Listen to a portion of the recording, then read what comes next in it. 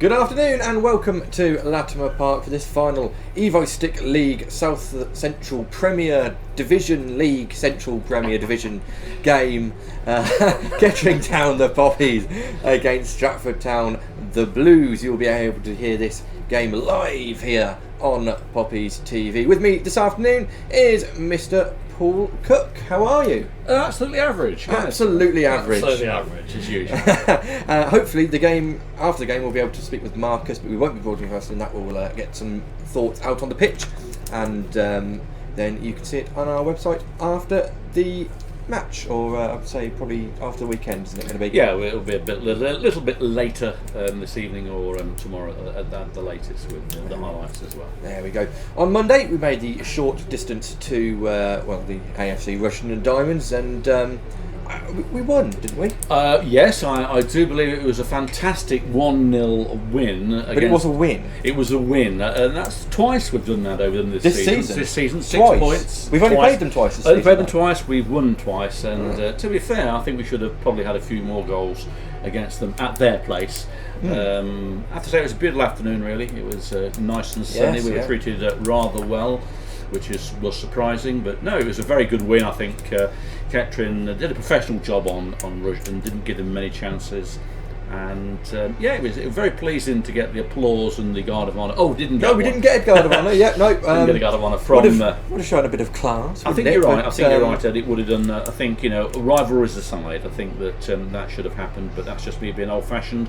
But it was nice to put one over them and put them in the place, and they've had a good season. All fair, being sensible. They have had a good season. They've failed to reach the playoffs, which is a shame. But they have had a good season.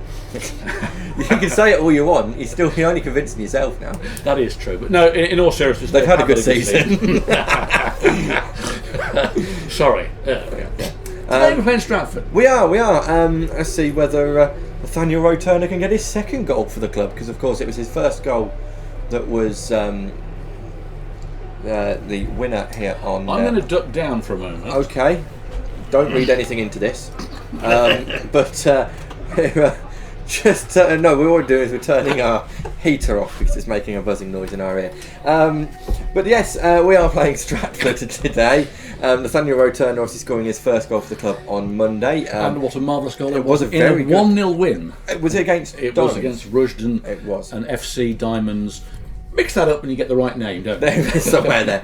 I don't think he'll be top of the list to be getting his second league goal this season, but we do have the teams which we'll go through for you in just a moment, but we will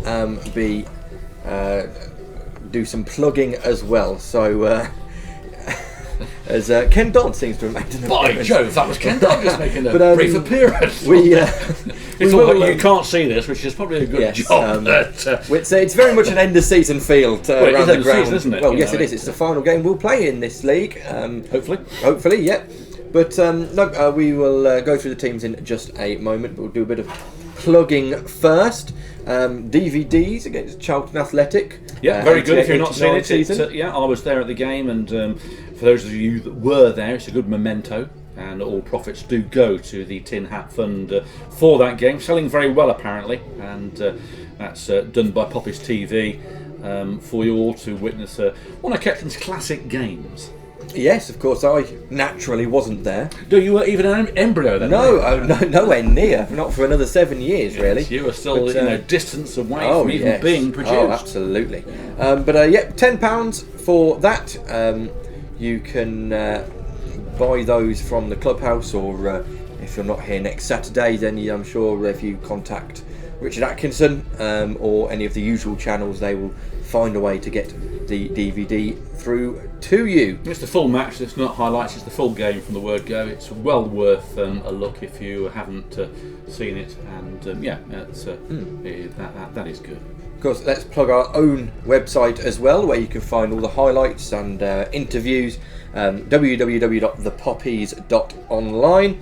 We've got obviously highlights of this game, highlights of all the games we've played this season, of course, with interviews. Except the Barwell game, where there's only 5 seconds, I think, of highlights at the moment. We will put that on to make the season complete. Yeah, it's just there will no one's really dying to wait for that. Hopefully there will be, and I'm sure there is going to be a sort of end of season highlights DVD. I think there will be something. Yeah. And of course we've got all the archive footage that we have going back years, and also YouTube channel Poppies Media. Do subscribe to it. We have got quite a few subscribers on there now, so it was always nice to 1,276 was the last count. There we go. It's probably 700 more than anybody else, which is very good indeed. Now, I wanted to come on to actually something that I mentioned earlier about Roe Turner's first goal. 19 different scorers this season. That is a starting 11, along with a full subs bench and some extras that have all scored a goal for Kettering this season. How important is it that we have got literally anyone who can score a goal in this team? But to be honest, it wouldn't surprise me if Paul White gets his name on the score sheet at some point this season. Well, if you consider last season, we had 3 players who got 20 goals plus. We had Brett Solkin, we had Aaron O'Connor and Matt Stevens, and we finished in 4th place in the league. This season we've won the league convincingly, and the highest goal scorer with 16 league goals is Rhys Honus. But goals, as you said, come from all over, which is good. You're not relying on the one person or the 2 people to get you the goals. But it also means the game's much more open, because if you've got, like I say, if you line up with O'Connor and Matt Stevens, all the defence know what they need to do is just make sure that those 2 don't get going. But when you've got, as you said, Ed, about Roe Turner, who'd have thought that he'd got the goal for the winner against Russian and Diamonds, and that they can come from anywhere, which is great. I mean, you got, as I say, 19 different scorers. Not a record, but not too far away. But yeah, they come from all over. And there's been some classics, isn't there? The only one other than Paul White in the squad, with the exception of Bradshaw and Massaro, who are youth players, that hasn't scored a league goal. Oh, there's 2 that haven't scored a league goal this year, and that's Brighton and Toseland. And Brighton's got one in the games, hasn't he? And Toseland's got one in the cup competitions. Apart from that, everyone else in the team, obviously apart from the youth and Paul White, has got at least 1 league goal this season. Exactly, and White's got, he's only 1 appearance away from equaling his record 21 clean sheets of last season. If today is it, that's remarkable again, I mean, he's had a remarkable season. Well, I mean, how many games are there in this league this year? 42. So 21 clean sheets. Half of the games we've played, we haven't conceded. When you consider, Ed, that on the away performances we've only conceded 13 goals, and 4 of those are in one game at Banbury, which is fantastic. I mean, if you take those out, that's 9 away goals for the rest of the season. Absolutely brilliant. I mean, it is brilliant, because there was a record by Kettering in 94-95 where they only conceded 10 goals in the Vauxhall Conference, which is a league record. But what a fantastic statistic that is. You take those 4 goals out of that Banbury game, and Kettering only conceded 9 goals. That is where they've won the league. Oh yeah, and it's strange really, because it's usually teams' home forms that carry them through a season. Although the home form hasn't been dreadful, it's the away form has been the one really that has just.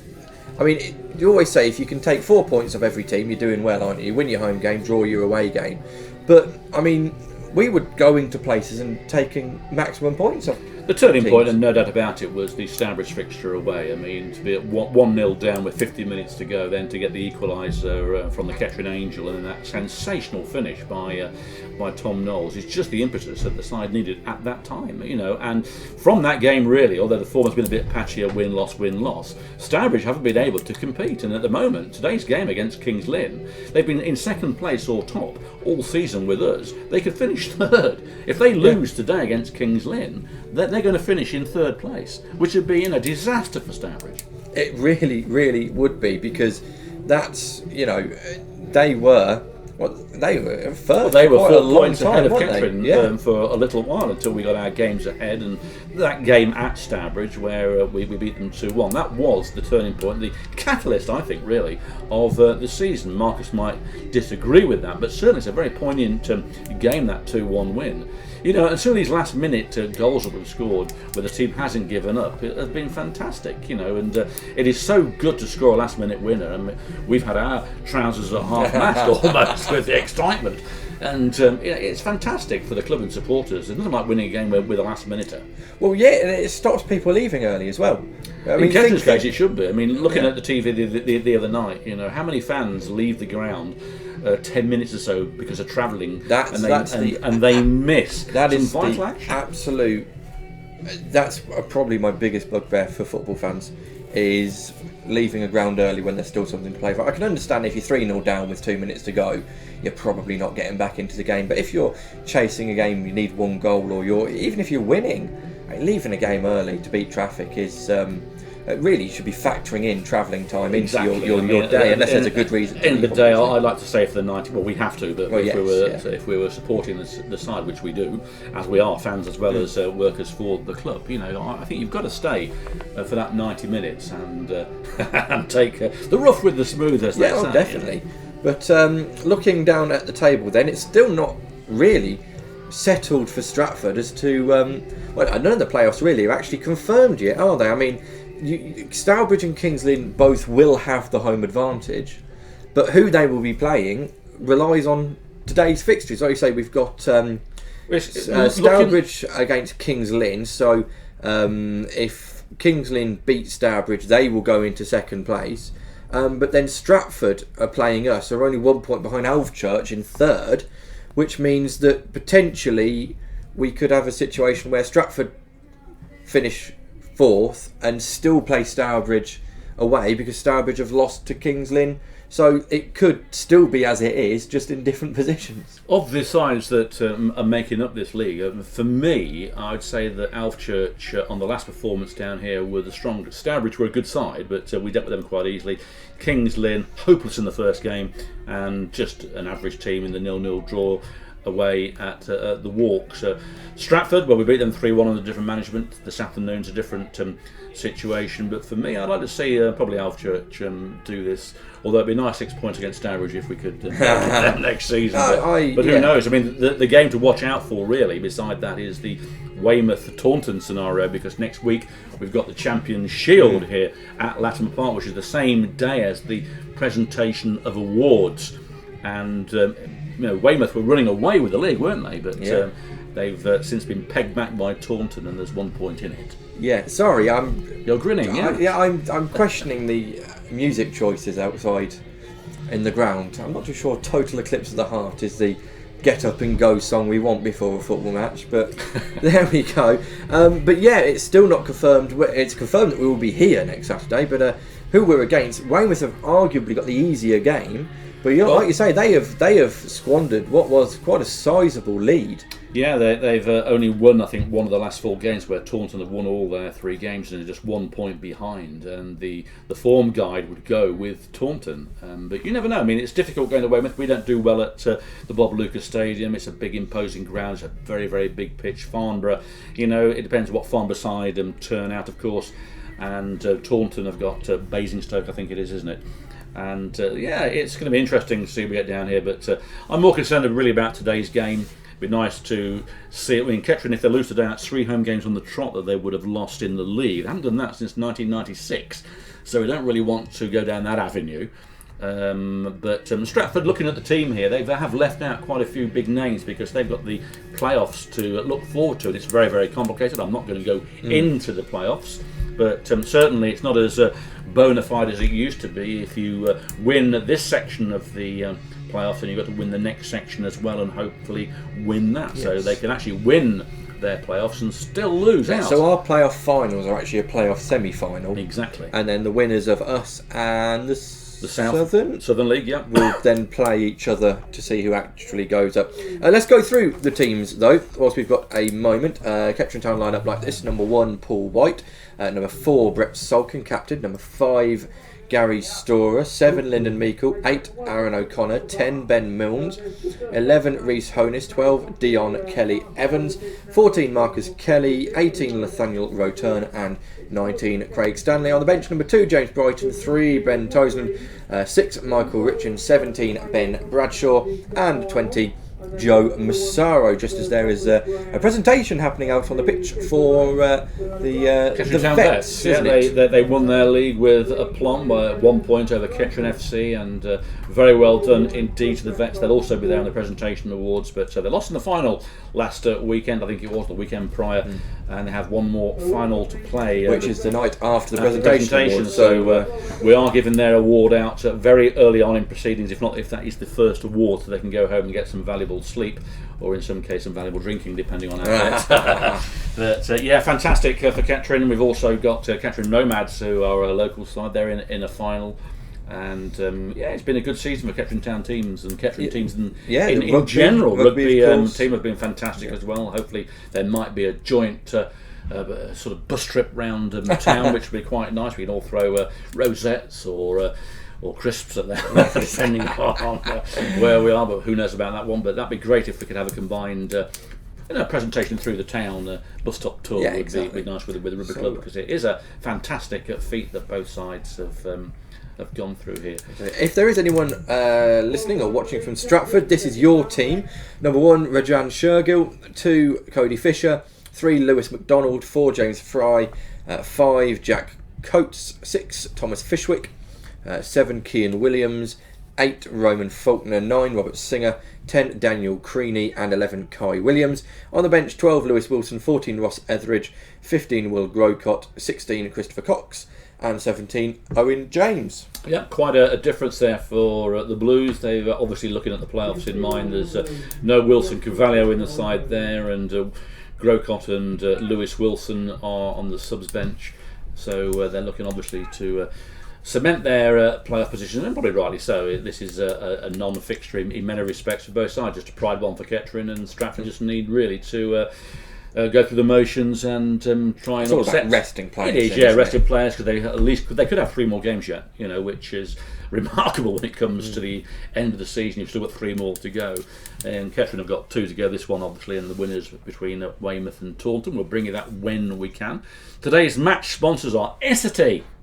Essity? Yes. Who are they? I don't know, but they are the match sponsors. Thank you for sponsoring us. Thank you for sponsoring us. Yeah, they've done it quite a few times, actually, in all fairness. Yeah. And it's good to have them on board, as Poppies TV next season will be sponsored by a major brand. That's all I can say on that, but we're delighted that finally we've got some sponsorship for our TV site, so we'll be able to improve on quite a few areas of our away broadcast. That's what we're looking at next season, as we'll be in the Vanarama or Motorama, Vanarama, whatever it's going to be called next season, and we're going to have to up our game as well. Yep, so we have actually, if we get awarded a penalty today, we'll overtake last season's record, won't we? Yes. 21 last season. And where are we now? We're at 21, we're 21 at the moment. So we've equalled that, and considering we haven't had a penalty in the last 5 games, which is quite remarkable, yes, it'd be nice to get a penalty and dispatch it, of course, today. Although we have missed 5, as you've put on there. Yes, we Salkin, Honis, Milnes and Holman twice. Yes, Holman has missed a couple, which he was successful in one of the games, so he took over the responsibility, but then blammed 2 wide, and I'm not sure taking penalties is what we want to see. It's very, very bumpy out there. We've walked over the pitch, and today you can't get the key in, so it might take spinning about the last 30 minutes if we're lucky. It's very, very hard. We've had no rain, although rain was promised, wasn't it, all week? Yeah. We've had a few sprinkles, but nothing serious. And it's probably, as the pitch, without being too unkind, is as rough as I've seen it for a little while. To it's not great. It's certainly an end of season pitch, isn't it? End of season pitch, but then it's had 100 games played on it. What do you expect? Not only do Kettering play on there, you've got all the other sides and Burton as well playing on it, so it doesn't get much rest. And hopefully that situation might change in a few seasons' time. But I think the sides that are going to come here from the Conference North next season are going to be surprised. Yes, it's not going to be as smooth as they really want to. Of course, there's obviously the stat that was floating about on social media that I think we just need a point today to technically overtake our tally from last season. No, 96. Not by this stage of the season, though. This time of the season, that's what I mean. It's right, okay. Because obviously we played a few more games last season. Games last season, we got 97 points. Yeah, but 42. So, 42 we were on 91. 3 points ahead of where we are, where we were this time last season. Exactly. So we played after 42 games. We were on 91 points last season.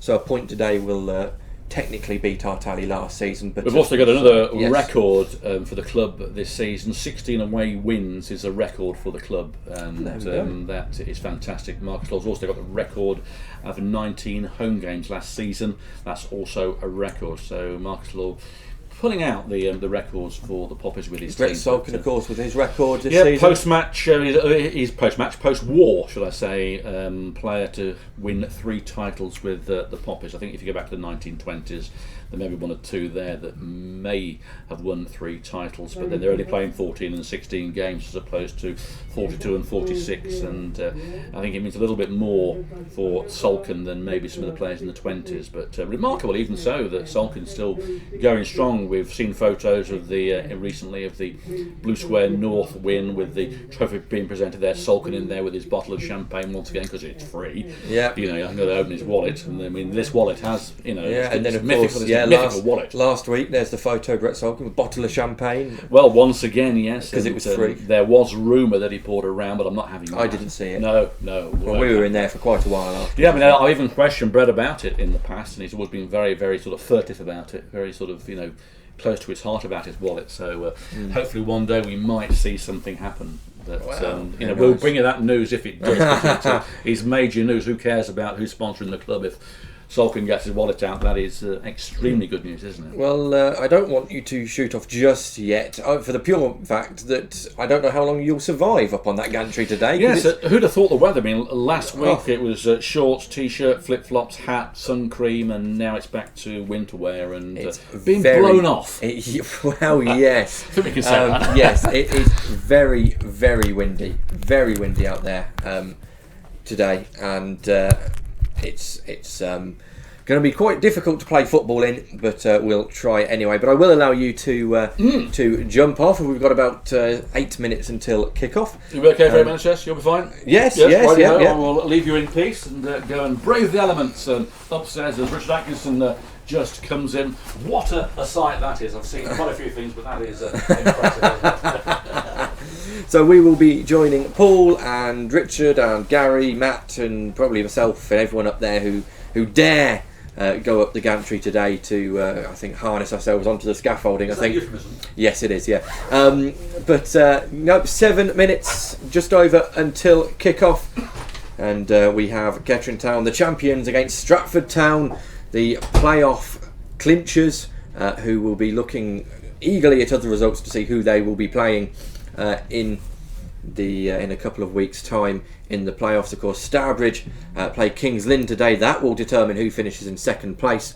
And Stratford here, 1 point behind Old Church, could overtake them into fourth. Of course, remembering where Stratford were at the beginning of the season, just goes to show how good of a job Thomas Bailey did. But of course, Thomas Bailey, ex-Kettering manager, has already had some silverware this season with Stratford. He steered the Blues to the City Security Services Championship Cup, I think, something like that. Victory in the final over Cinderford Town, 1-0. And he's obviously already made the playoffs and makes quite a few changes to his squad to make sure that they are all fresh for, as Paul said, potentially 3 more games. If they win their semi-final and their final, they obviously go into the game against the winners of the playoffs of the South section for the Super Playoffs to see who will get promoted as well. Of course, there is quite a bit of speculation about who's going to be where next season. Of course, we expect Kettering to be in the northern section of the conference, but quite a lot going on social media that there could be some Essex clubs going into the northern section as well. So I think Braintree were the ones mentioned in that one. So it will all depend on who wins our playoffs to see who goes where. Of course, if it's one from the south, then it may be a little bit easier. If it's one for the north, then there could be some rejigging going about, but we're still not too sure who's actually won the southern section. As we've said, Weymouth are playing Farnborough and Taunton are playing someone else whose name I can't remember. But on paper, Weymouth have the easier game, but on paper also Taunton have the better form. So we will see who comes out on top of there. But I think we're good to go upstairs and join your commentary team of Paul Cook, Gary Foreman, me, Richard, Matt, whoever's actually going to be up there today. And it is Kettering Town versus Stratford Town live here on Poppies TV.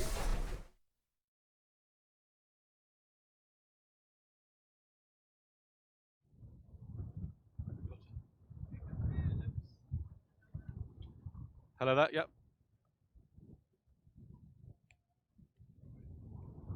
Good afternoon and welcome to a very, very breezy afternoon indeed. Who'd have thought after last weekend's sun and glorious Caribbean weather we're back to winter warmers and all the scarves, hats and gloves that you can imagine. It's another blustery day here for the final league game for the champions, who are playing Stratford Town, who are managed by Tom Bailey, who was the last manager to win something for Kettering Town and promotion. Pitch looks like a bit like a sandy desert, but we'll see what happens there. We'll just go through the team lineup for you. In goal for Kettering is Paul White, number 4 Brett Solkin, 5 Gary Storer, 7 Lyndon Meikle, 8 Aaron O'Connor, 10 Ben Milnes, 11 Rhys Honus, 12 Dion Kelly-Evans, 14 Marcus Kelly, 18 Nathaniel Roturner, 19 Craig Stanley, and your subs 2 James Brighton, 3 Ben Tosland, 6 Michael Richards, 17 Ben Bradshaw, 20 Joe Massaro.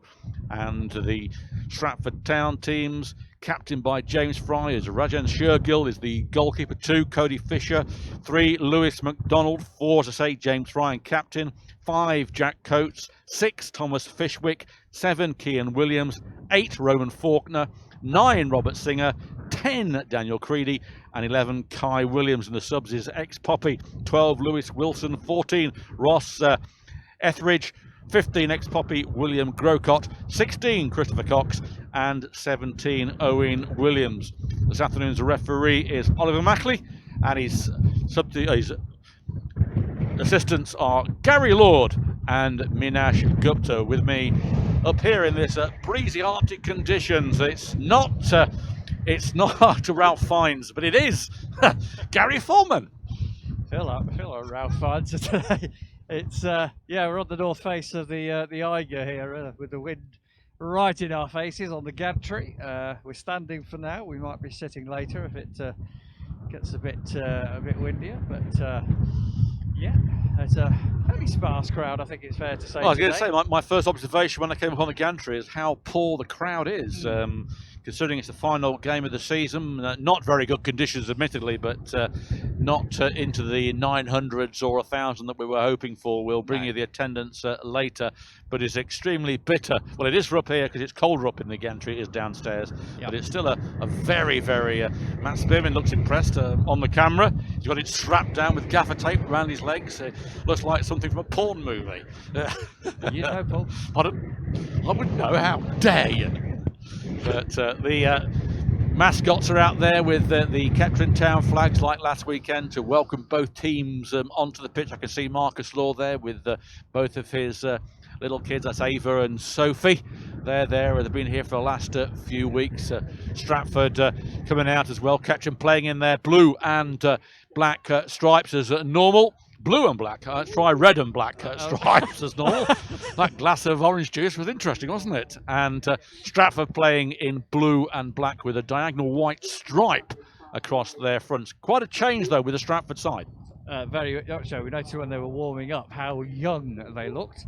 I know that as the older you get, obviously everybody gets a bit younger, including policemen, etc. But the Stratford side certainly looked like a more of a youth flavour than you would obviously normally expect, but entirely understandable. They've got a very big game in the week in the playoffs, and good luck to them.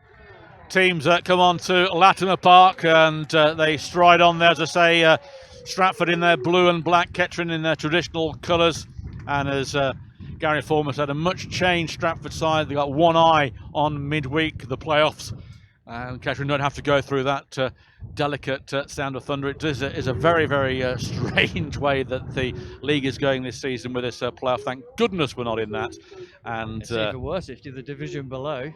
What it a is. shenanigans that is. I don't even want to talk about that one. You're wearing gloves. Yes.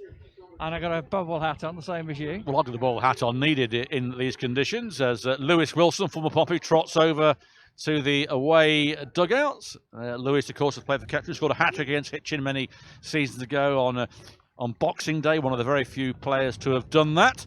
So he's over there, and all the officials coming over here. Quite a few on the Stratford side that are recognisable. Nathan Marsh, ex-goalkeeping coach. Tom Bailey, of course, won the league along with Scott Machin that got us into this division 5 seasons ago. So he'll know all about the pitch, all about the Poppies. But again, it's a very much changed side for Stratford. As I say, they got one eye on midweek, and it's all about how they get on today, what position they're in, and who they're playing against. Of course, Kettering got to keep their eyes on next week as well. We've got Weymouth, who are top of the league by 1 point. They're only 1 point ahead of Taunton. And the winners of that division play down here next Saturday, which is the same day as the presentation of awards at Sidewell Hangar 1. Busy day ahead, and it'll be a busy day for obviously for you, Paul, and the team in terms of commentary, and in the evening as well. But a wave there to Tom Bailey from us on the gantry. It's very rare we see Tom smiling, as it was. He got the Marcus Lawson and Misras on there, but he smiled there, and that's good to see, along with Marcus and Nathan. He's had a very good season to had a superb season to get Stratford where they were, from the side that we met earlier in the year. That 3-1 win with Dion Kelly Evans scoring one of the goals of the season. We haven't actually got that on camera. Remember that you can still vote for your player of the season online. It closes on the 29th, and there's a paper vote here as well. Also, we'll be looking to announce that later. There's going to be a minute's silence. Yes, very poignant minute's silence as well for Jeff Cook, Paul's father, who was a stalwart for many years as a volunteer. I first knew Jeff when he was the guardian of the dressing room. Here we go.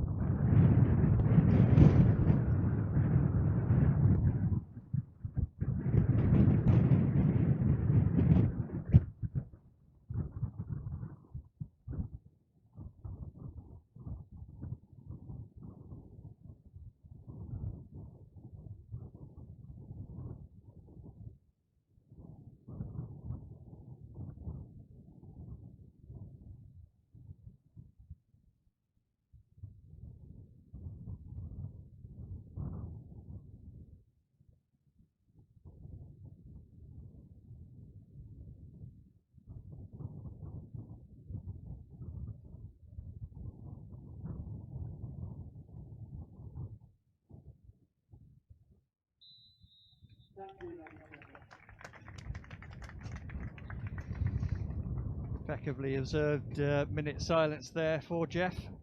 So I remember him very well from the days of Rockingham Road, and won't be tired anybody trying to sneak into the boardroom where Jeff was pivotal in doing a great job as a volunteer for the football club for many seasons, and a sad loss. And another Poppies stalwart is in the sky now, going to be watching the team for many years to come.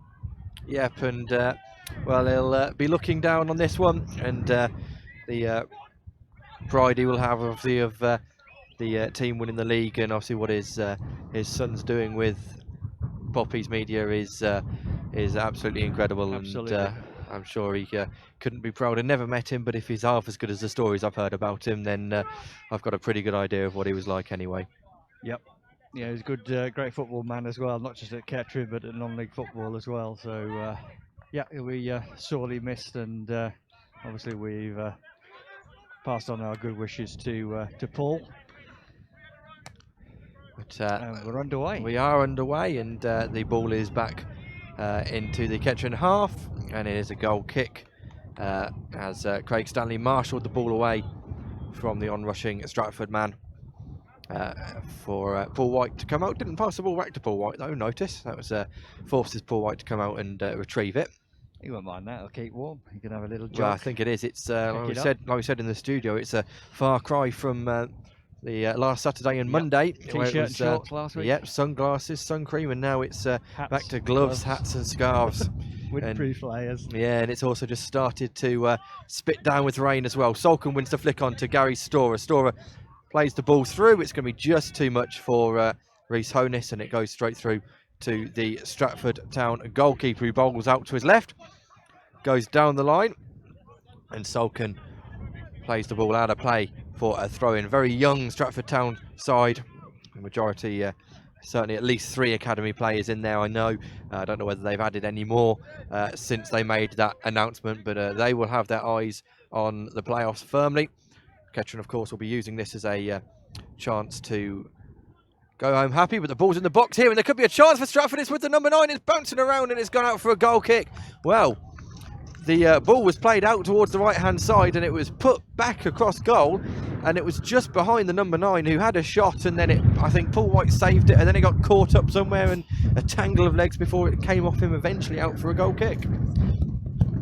That was a very scrappy affair as far as Kettering defending was concerned, but yeah, a great chance there for Robert Singer, the young number 9.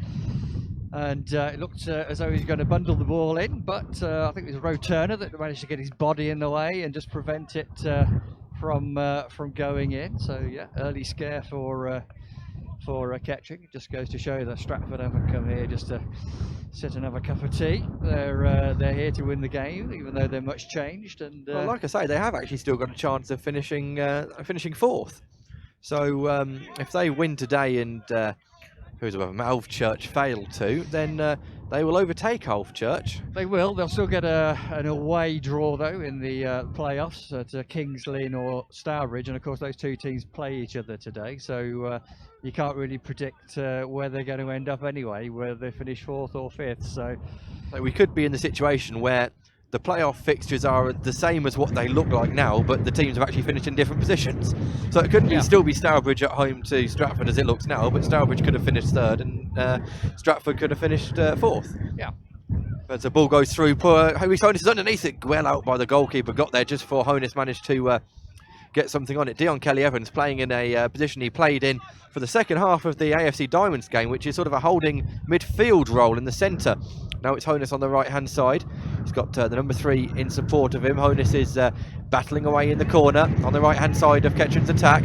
Tries to play it off the Stratford man, but he gets it wrong and goes forward. And the ball has fell off Meikle, and Honus puts the ball in, headed away at the front post. Brought down by O'Connor. Good touch from him, but stabbed away only as far as Meikle on the right-hand side of the box shovels it through, and it should be an easy clearance. It is by the Stratford man. Comes to Dion Kelly-Evans, who clips the ball to Gary Storer in the right-back position, who's had it nicked off him by the number 11, who already looked very sprightly. He plays the ball through to the number 9, who is offside. Paul White will have got there anyway as the ball bobbled through to him. But looks like a bubbly surface here today as well. We've had a bit of rain this week, but you wouldn't think that looking at the pitch. Very patchy in places with a bit of sand showing. Well, Honus has got the ball to the byline just in as a long ball went over the top. He's managed to get there. Solcombe puts it back out to Meikle on the right hand side to Ben Milnes. He could have a shot here.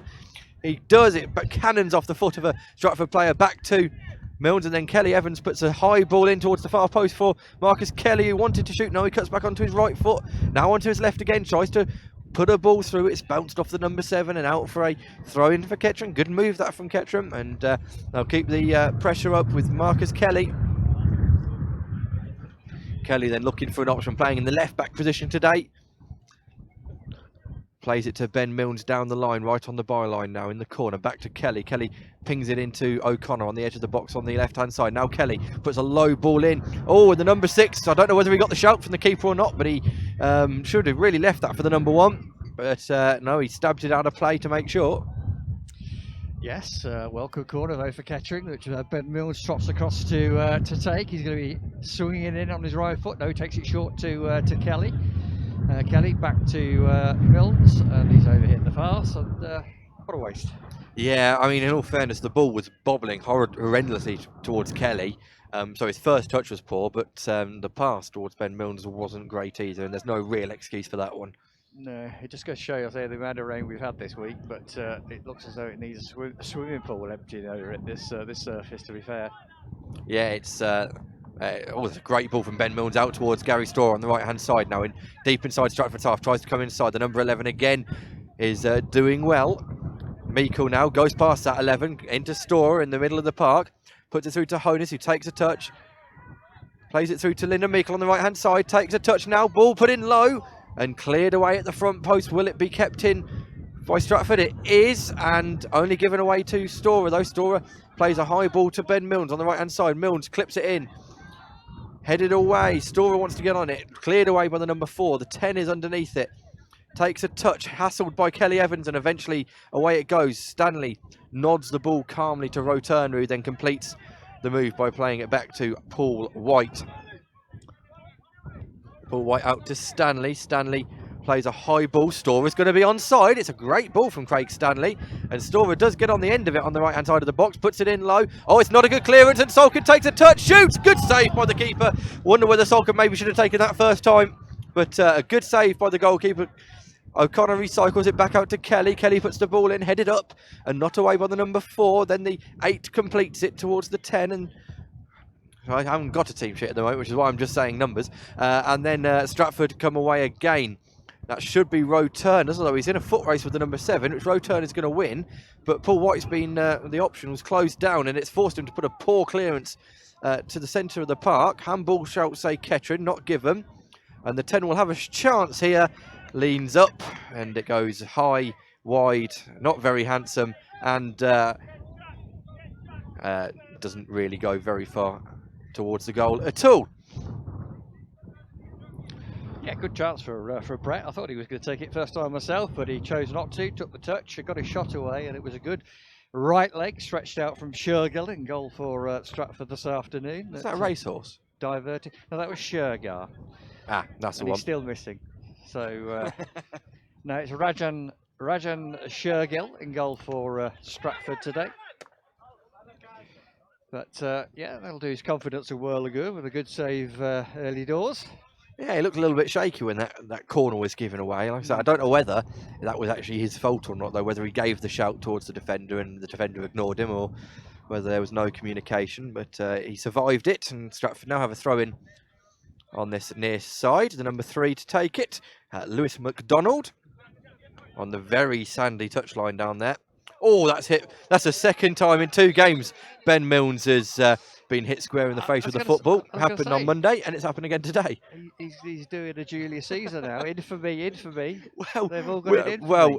Shall we say the compassion from the Kettering players is minimal? They have all just turned round and laughed. Yeah, they're sort of crowding around him now, having a laugh and saying, "Come on, Ben, what's wrong?"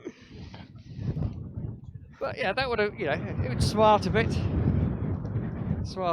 and definitely caught him in the face. But I remember I took a 5-a-side ball in pace in my eye, and I had to go straight at the hospital afterwards because I didn't have any vision in it for the next 4 or 5 days. So you joke about these things, but if it catches you on that wrong spot, I think Ben's okay though. It's not caught him in the eye. He's back up again. It's a cold day as well, which isn't going to help, is it? Because that's a ball hitting him square on the face. But yes, everyone's laughing apart from Ben Milnes, who has just said some expletives to Dion Kelly Evans.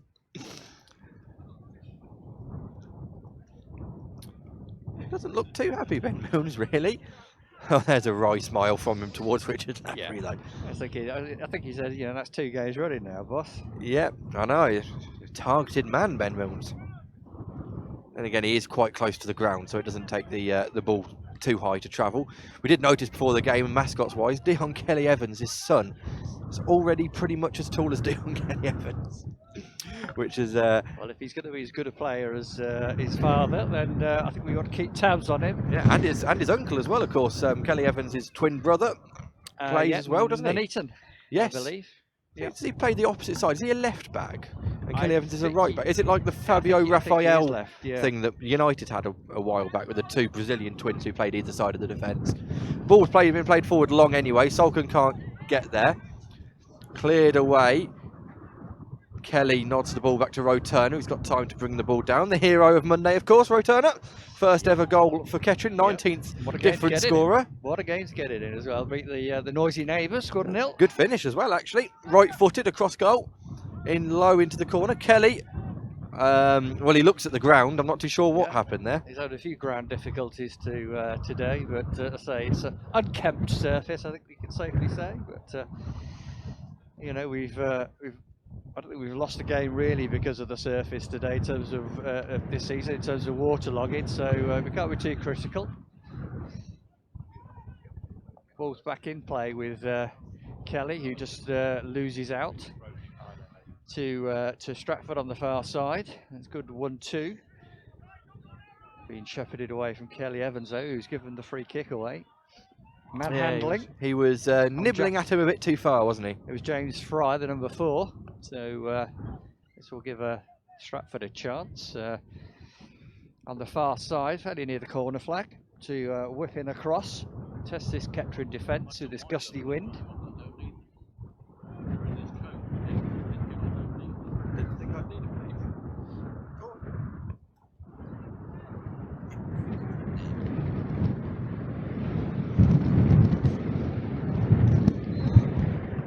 Comes the cross into the box. Well, Ed Palmer, tragic for Ed Palmer there, as one of his gloves blew off and has gone off the gantry into pitch 2. It's a throw-in. Gary Storer to Stanley, back to Paul White. Paul White pumps the ball forward towards Honus. He's missed out there. Cleared by Stratford. Stanley underneath it. It's intercepted by the number 10, Creaney. He plays the ball though. Poor ball. Paul White just comes out and takes that as Palmer somewhere out on the outland trying to find his glove. A lace number with black edges that I kind of couldn't keep that in. It's a throw-in to Stratford on our right-hand side. It is extremely chilly up here. Who'd have thought from last week? Palmer has returned with his leather glove intact as Storer keeps the ball in, gets it to Honus, back to Milnes. Milnes squares it to Meikle. Meikle puts the ball forward, but it's a poor ball. Cleared, and Roturner heads the ball to Storer. He flicks it, but he goes out of play, and that will be a throw-in to Stratford in their half. Midway in their half, he's taken a few extra yards, as they do, as the wind blows off Atkinson's hat, and it's a fearsome sight without the hat, to be honest. There we go. It's Meikle then for Kettering. Plays it wide on the far side. The window plays it directly to Kelly. Kelly, he finds Kelly Evans, back to Kelly. Strong wind in Stratford's favour at the moment, so hopefully that'll be okay in the second half for Kettering. But still 0-0 here at Latimer Park in the final league game of the season. The champions 0, Stratford 0. Ball back with Ben Milnes on the halfway line. Plays it back to Roturner. Roturner, a little bit of time. He plays it out wide to Kelly on the far side. Kelly still with it, takes a couple of touches, not sure, plays it back to Roturner.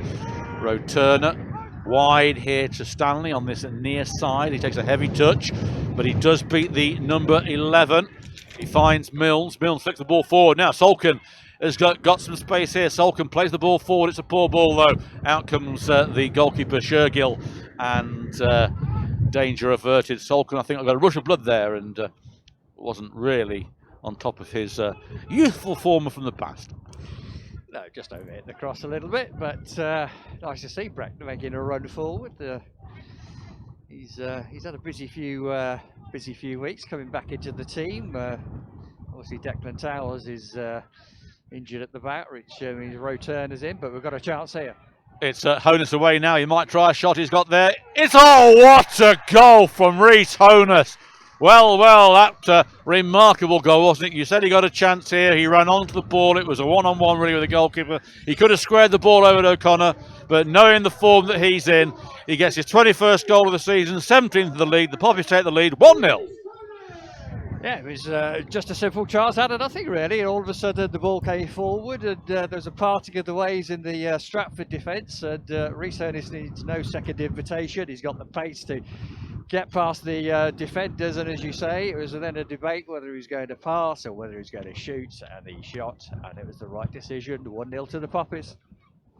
Yeah, very good strike from Honus. He's been on form all season. Early doors, of course, we had no recognised striker. He took that mantle on, scoring some very, very important goals in that 7-game winning streak that was the foundation for this fantastic season for the Poppies, and he's added to his collection with a beauty. And we're back underway. Stratford a goal down then, and it's out wide. It goes over Craney's head for a throw-in, and that'll delight the fans here. As I said, if Kettering had lost 3 games on the trot at home, that's the first time since 1996. Gary Johnson's tenure, when I think Kettering lost 7 games in a dreadful end to the conference season. But 1-0 to the Poppies, and warming us up a little bit. Yes, it's always good to see a Poppies goal. It does add a little bit of warmth to the heart, if not to the extremities today. Ben Mills in the centre circle being challenged by Fry, but the ball was won by Fry. He's found Williams on the far side. He squares the ball to McDonald. It's back in the Stratford half. It's pumped forward. It's a poor ball, and Paul White just lets it bounce into his arms and bowls the ball out to Stanley on this left-hand side. Stanley finds Meikle. Meikle turns, but intercepted by Williams, who does well. He finds Faulkner. It's back, though, with the number 6, Fishwick, and he plays it to Shergill. And Shergill delivers the ball. It's left, and it goes out for a Kettering throw-in. Ben Mills is down again, obviously not recovered from that knock. On goes the sports therapist. Keep your eyes on the score flashes, as the last game of the season is going to be at Latimer Park next weekend, which is also awards night at Hangar 1 Aerodrome in Sywell. But prior to that, we have the tempting either Weymouth or Taunton down here for the Championship Shield. That's that massive big shield, and it's a fantastic trophy if you've not seen it. And last won, I think, when we won the Dr. Martins under Carl Schutt, if my memory is correct. Yeah, Kettering are going to make a substitution for Ben Mills. Michael Richards is stripped, ready to come on. Yep, Richards took that head injury earlier on, and don't think has really recovered from that. And they're going to take no chances with Ben, and Richards comes on.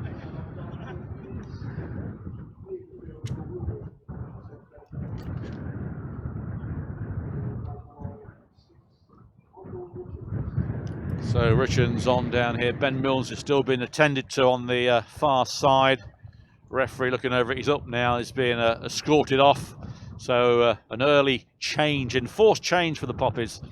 And the luckless Ben Mills comes off after a head injury. 1-0 if you've just joined us.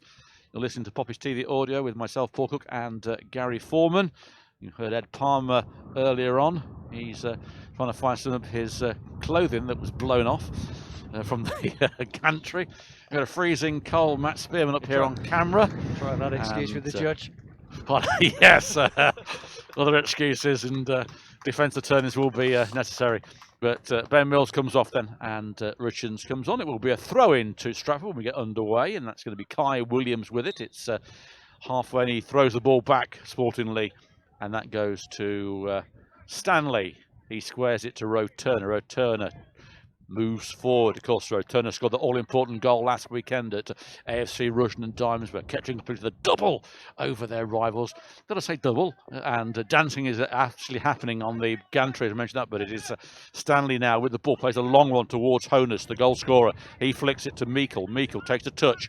He's got Honus with him, but it goes behind Honus, and he loses the ball to Fry. Fry finds Creaney, but Creaney's ball hits Kelly Evans and goes for a throw-in. 3/4 of the way into Kettering's half. It's going to be taken by Lewis McDonald. Quite a youthful Stratford side. A lot of named players or known players not playing. Obviously saving themselves for the playoffs, and probably rightly so too. Only Lewis Wilson and Will Grocott are on the bench. So it is Creaney, but he loses out to Meikle. Meikle gets the ball to Honus. Honus turns, plays it to Stanley. Stanley pumps the ball forward. That's not going to reach O'Connor. Interception from Honus. O'Connor's chasing this, but it's going to be the number 6 Fishwick who's losing out to. He gets the foot in though. He does very well, as O'Connor, I thought, had won that ball. Williams gets it, intercepted by Storer, and throw in to the Blues, as there might be a score flash coming through, and it's all gone dark. It's all gone black. Dark over here. Black over here. It's Basingstoke 0, Taunton 1, and Weymouth drawing 0-0 against Farnborough. So Taunton at the moment taking that position, and at the moment are on their way to Northamptonshire next week. But it's O'Connor with the ball, intercepted, but Stratford with the ball, intercepted by Storer to Meikle. Meikle trying to find Honus, intercepted. It's Faulkner with it, being challenged by O'Connor. Still Faulkner with the ball. He squares it to Fry. Fry puts the ball forward to Fisher. Fisher with a bit of space. He gets it to Williams. Back to Fisher. Good 1-2. Stratford with a chance here. Put the ball forward, but they were scared of offside, and the ball trickles through to Paul White. Looked like a good move though, Gary, to be honest. Yeah, they're just probably lack of playing together. I think there's a bit of a misunderstanding when Singer wanted the ball forward far earlier. He'd already made his run, so when the ball came through, he was definitely going to be offside. Storer pumps the ball forward. It's going to be a chase for Honus and the number 6, who has to hook the ball away. That was Fishwick. It's not gone out of play though. He has now. It'll be a throw into Kettering on the Burton Park Wanderers stand side, on the far side from where we're commentating from, taken by Kelly. He's found Richards. It's his first touch since he's come on. He plays it long and square to Stanley on the centre circle. Stanley looks up. Good season Stanley's had, of course. He finds Storer. Storer loses the ball though to Williams, and now there's a chance on here as Singer comes through. It's 1-on-1. Good tackle by Roe Turner. Out comes Paul White and diffused, but bit of danger there. Great defended that was from Roe Turner. It looked as though Singer had got half a yard on him, but he got that half a yard back and out-muscled him really to take the ball off him and guide it effectively back to Paul White. So, but yeah, another indication there that Kettering need to be on their guard in these blustery conditions. It's going to be difficult, but they need to be on their toes this afternoon. Ball with Craig Stanley on this near side where we're commentating from. He plays it long towards O'Connor, but that's going to be won by Fishwick. But it's only found Honus, the goal scorer. Not a lot on for him at the moment. Flicks it through to Richards. Has to stretch out for it. Gets it to Kelly on the far side. Kelly has got Williams in front of him. It's still Kelly with the ball. Plays it back to Richards. Richards looks up, plays it long. And it's going to be cut out by Fishwick. Does well. He finds Creaney. Creaney turns, does well. He beats Richards. Plays the ball out to Fry. He's got a bit of space. Fry has Williams with him, but it comes out of play. A throw into Kettering on the halfway line. Still 1-0 to the Poppies. A great goal from Honus, which we'll see on our highlights later. Kelly Evans with it. He plays it back to Roe Turner. Roe Turner taking a bit of time here. He plays it long towards Salkin, the Kettering Angel. He's got 2 around him. Still with the ball though, Salkin. Plays it back to Kelly. Kelly, there's a cry, the ball's out. It wasn't. Kelly plays it back to Roe Turner, so we start again. Roe Turner, little forward pass to Kelly Evans, the left footed, finds Salkin. Flick on now, there's a chase on between Honus and Fishwick. Honus has got through, he stumbles a little bit, he wasn't fouled, and Fishwick does well. He finds Cody Fisher, plays the ball out to Fry, but it's gone out off Williams for a Kettering Town throw-in. Almost another chance there. Yeah, Rizona is again on the playing on the last man, and yeah, Fishwick did very well actually to stay with him and not foul him, get the tackle in, and good bit of defending in the end. But Kettering looking for a second goal here. Store on this side, but the ball will just escape him with the wind behind it and blows it for a throw into Stratford. Yeah, wind making the game a little difficult for both sides. Kettering against the wind at the moment. and that ball there showed, but it is Creaney with the ball at the moment, just inside the Kettering's half. He's done well, squares it to James Fry. He's found Fisher. German bite, Dogger. Oh, I'm not doing the weather forecast, isn't it? But it's a good ball here to Williams. Floats the ball over to the back post. Nobody there, and the wind takes it away. He'll do well to keep this in. He's just kept it out, and it's gone out for a Kettering Town throw in. The wind showing its value there. Very, very difficult indeed. Not a game for the purists with the wind. And who'd have thought from last week's summer breeze, we've got this Arctic breeze this afternoon. But Kettering doing the business at the moment. 1-0 up. Richens sprays the ball through to Reese. Honus will do well to keep that in. He can't hit too hard by Richens, taken with the wind, and goes out for a throw-in down by the corner flag on our left-hand side. McDonald trots over to take it. He's got the ball now. He's fiddling around with it. Richard Lavery having a joke in the dugout with Dan Willis and Rachel, the sports therapist. Throw-in been taken towards Faulkner. He heads it onto Creaney, but it's found Kelly Evans, who pumps it back. And Kettering at the ball to Storer. Storer's got two with him. Decides to play the ball long for Honus to try and chase. He does. There's a foul by Honus on McDonald, who is actually trying to get by him. He's been obstructed, but the referee said that's a foul by Honus. Very, very, I suppose, soft decision that by the referee. But Declan Towers down there. He's going to watch his match. I did say to him he can come up here if he wants to for a bit of commentary, but more sense than that. I don't think he'll brave the elements up here. It's, as you say, it's like the north face of the Eiger.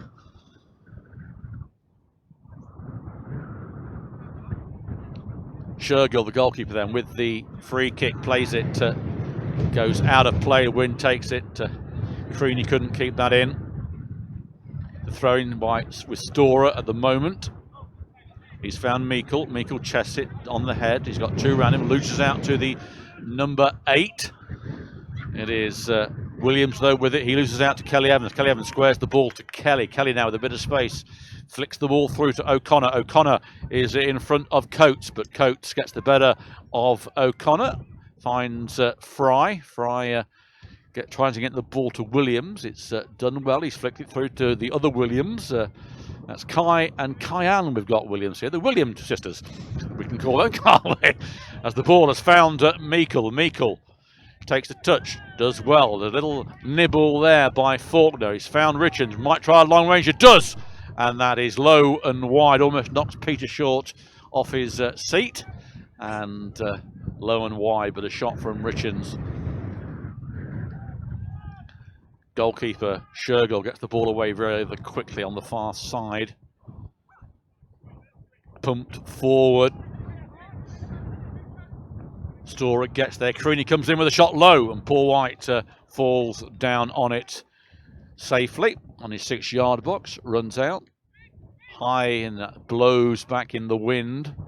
Rushes underneath it, hits the hard surface. Creaney with him. Creaney wins it, gets it through to Singer. Singer and Roturner. Roturner heads the ball back to Paul White. And just for a moment there, Singer almost had the advantage on Turner, but not to be. Stanley comes away with the ball. Still Stanley, not a lot on for him. Plays it back to Paul White. If you are listening abroad, thank you very much for all the comments that you've given us over the away games, and hopefully our service has kept you in contact with the Poppies as Rhys Honus gets the ball to O'Connor. O'Connor can't control it. It's back with Rhys Honus. He flicks it through to Storer. Storer outside the penalty area, puts a long ball in. There's a back post header. It comes off Fisher, who chests it just near the near post, far post, sorry, for a corner. Yeah, thank you very much for all the listeners and comments that you've given us on the away travels. Nice to meet some of you as well this season. Hopefully next season we can give you the same coverage, if not better, and keep listening in to another Kettering Town season in the Conference North next season. Kelly then with the corner comes in towards Solker, headed out by Creaney. It finds Storer. Storer thought about a shot. Plays it out wide towards O'Connor, just outside the penalty area, comes in there, handball cried, but it comes in, it's a melee in there, handball again almost, but it's cleared by Stratford now, who might have an advantage. It's 2-on-2. Williams plays the ball towards the number 11, his sister's name Kai, but it comes off Kelly Evans for throw-in on the far side. I could say Kenneth Williams, I suppose, you know. Well, Matron. I've already done the infamy gag, so why not? We might as well Matron, but not a case of Matron at the moment, as carry on if we can, because it's so cold, but it is number 11, Kai Williams. Ball comes off Meikle for another throw-in to Stratford on the far side by the corner flag. It's found Williams, Kyan. He's got it still, puts it in. Paul White lets that go out. Poor ball, and that has gone out for a throw by the corner flag. That shows you how strong that wind is, doesn't it? Yeah, you see the corner flag billowing straight in our faces. It's the unfortunate point about the sighting of this gap tree. Whenever there's a wind at Latimer Park, it's always directly in our faces. It's Yeah, I'm as cold as I've been for a long time. As Solcombe puts the ball out, it goes to Faulkner. Plays it right footed. It comes off Solcombe for a throw-in, halfway in Kettering's half on the left-hand side. Kettering, of course, kicking from left to right towards the Morrison's end. Throw-in to Stratford, taken by McDonald. It's found Kai Williams. We'll call him Serena, I think, and we'll call the other Williams. Who's the one? Can't remember. It's Kenneth, is it? Does he play tennis? But it's O'Connor with the ball now, robbed, and not happy there, O'Connor. But good work from Serena. He puts it forward to Faulkner. He traps it well to Fry. Fry, long ball here to the other Williams, and that goes out for a throw in. The wind making the game impossible, really, to judge. For both sides, though, admittedly. But certainly Kettering will have the wind in the second half, and we'll see what they can do with it. Richards with it, back to Storer. Storer high, it's hanging in the air. Roturner misses it. Roturner again heads the ball, and he's fouled there, putting a very soft decision, but it's a foul right on the edge of the area. It was holding him down, says the referee. It's literally on the edge of the very dangerous position here, especially with the wind. A good strike. Could see Paul White with something to do. The wall is going to have to be moved. It's on the edge of the D on the left-hand side of the... It's about 3 yards back at the moment. So it is, yeah. So they're going to have to go right back. There's a gaping hole there. Creaney over it. There are 3 Stratford players over this ball. It's Williams with it, Kyan Williams. There's Creaney, and there's always the long-range shot, maybe from Fry, who's shaping up. But this is a classic. You can see from our angle here. There's a bit of posturing there from Creaney. In comes Creaney, takes it, comes in. Good effort, and Paul White would have been beaten, but it goes over the top. It curled to the angle of the crossbar and post. Just flies over, just goes over, but a well-struck free kick by Creaney. Yeah, but I was more interested in the handbags before the kick there. With that, it's a bit odd, didn't it? Those two players. Kian Williams wanted to take it, and Daniel Creaney said, "No, you're not taking it." And then there was a little Venus shove. wasn't happy, was she? You know, Venus was her name, yes. No, she wasn't. She wasn't happy. But in the end, she gave way. Creaney took it. Decent strike, but it's about a foot or two over the bar, fortunately, for Kettering. Storer with the ball, then he's under pressure, and it comes off Storer for a throw. Good work there by Venus on this left-hand side. The double act doing quite well for Stratford. It's back with Venus. He's played it towards Serena, and it comes off Richards, who hooks it. Comes then to Meikle. Meikle gets the ball to O'Connor. Back with Meikle. Meikle, long ball for Honus to chase. Now Honus with a chance here. O'Connor's marching on. Honus has got the ball. Comes inside. Does well. He's inside the penalty area. He's then tugged back.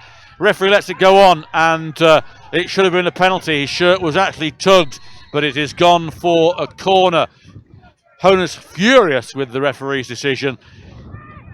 and a few players going over to the referee, but no matter what they say, it's going to be a corner. There's a definite tug on Honus, there was a quite visible. Little tug, and Rhys Honus, to be fair to him, stayed on his feet, and it's one of those things where, what would the referee have done if he'd have gone down there and booked him for diving? Booked him for diving, possibly, knowing the referees, but it's a corner out of all this. It's Kelly with it. It'll be an outswinger with the wind. It might keep in the air a little bit because of the conditions. We shall see. Referee blows the whistle. In comes Kelly. It does hang a bit. Headed out towards Meikle, though. Meikle might put this back in. Doesn't. Decides to go alone. Meikle in the penalty area. Down by the byline. In it comes again. It's flicked on. And Shergill gets it at his near post as the ball was trying to reach the back post for O'Connor. Still 1-0 to the Poppies. That goal scored early on 16 minutes by Rhys Honus. A very good effort, which you'll be able to see on our coverage later. And Shergill has hoofed that one almost out, but it's kept in by the wind. And Kelly gets the throw in on the far side. It finds Richards. Long ball again here for Honus to chase. And Honus is going to win this one. He's got Storer with him. Doesn't need Storer. Honus has got the 3 in front of him. That's McDonald. McDonald wins the battle though, and gets the ball out for a throw-in to the Poppies. 8 yards or so from the corner flag. Honus has the ball. Gets it to Storer. Storer flicks it through for Honus and Richards. Richards gets there, puts in a left footer. There's Salkin at the back post. Thought it might see a bicycle kick, but not this time. It's to O'Connor, back to... It's in front! I was waiting to see what Salkin was going to do. Lovely work there from O'Connor. Feeds it through to Salkin. Salkin just helps the ball past Shergill. That's his 115th goal for the Poppies. 8th league goal of the season and 17th goal overall. 2-0. Lovely 1-2 there between Aaron O'Connor and Brett Salkin. And it left Brett with a difficult chance on his left foot, and it just guided the ball really to the bottom corner. I thought it was going to go to Rhys Honus, who was coming in on the back post, sniffing for his second, but no, it didn't require Rhys this time. Straight in for the second goal for the Poppies. Well, whatever happens, you can't keep Brett Salkin out of the action, and he scores a goal against his former boss as well to rub salt in the wounds. It's Kettering Town 2, Stratford 0. And long way back for Stratford at the moment. But of course they are the CSS League Cup winners. Ball with Richards, flicked through towards Honus. Honus, if you can keep this in, will try and get the ball over to O'Connor, who's at the centre. He's at the penalty spot. Takes a dummy, really, plays it to Richards, rather a hard ball there to correct, but he's got it. Richards comes in and cleared by Fishwick for a throw-in. Rather hastily there, as getting nearer to half-time. Comfortable so far for the Poppies. And the moment that we'll be playing Taunton next week if results are staying the way that they are. Long way to go, of course, though, for that. Richards with the ball from the throw-in from Honus, and that has gone out for a Kettering Town corner. It's a long way to go for Taunton, that's for sure. It is, isn't it? Yes. Oh, Weymouth for that matter. I don't envy either of those teams coming up.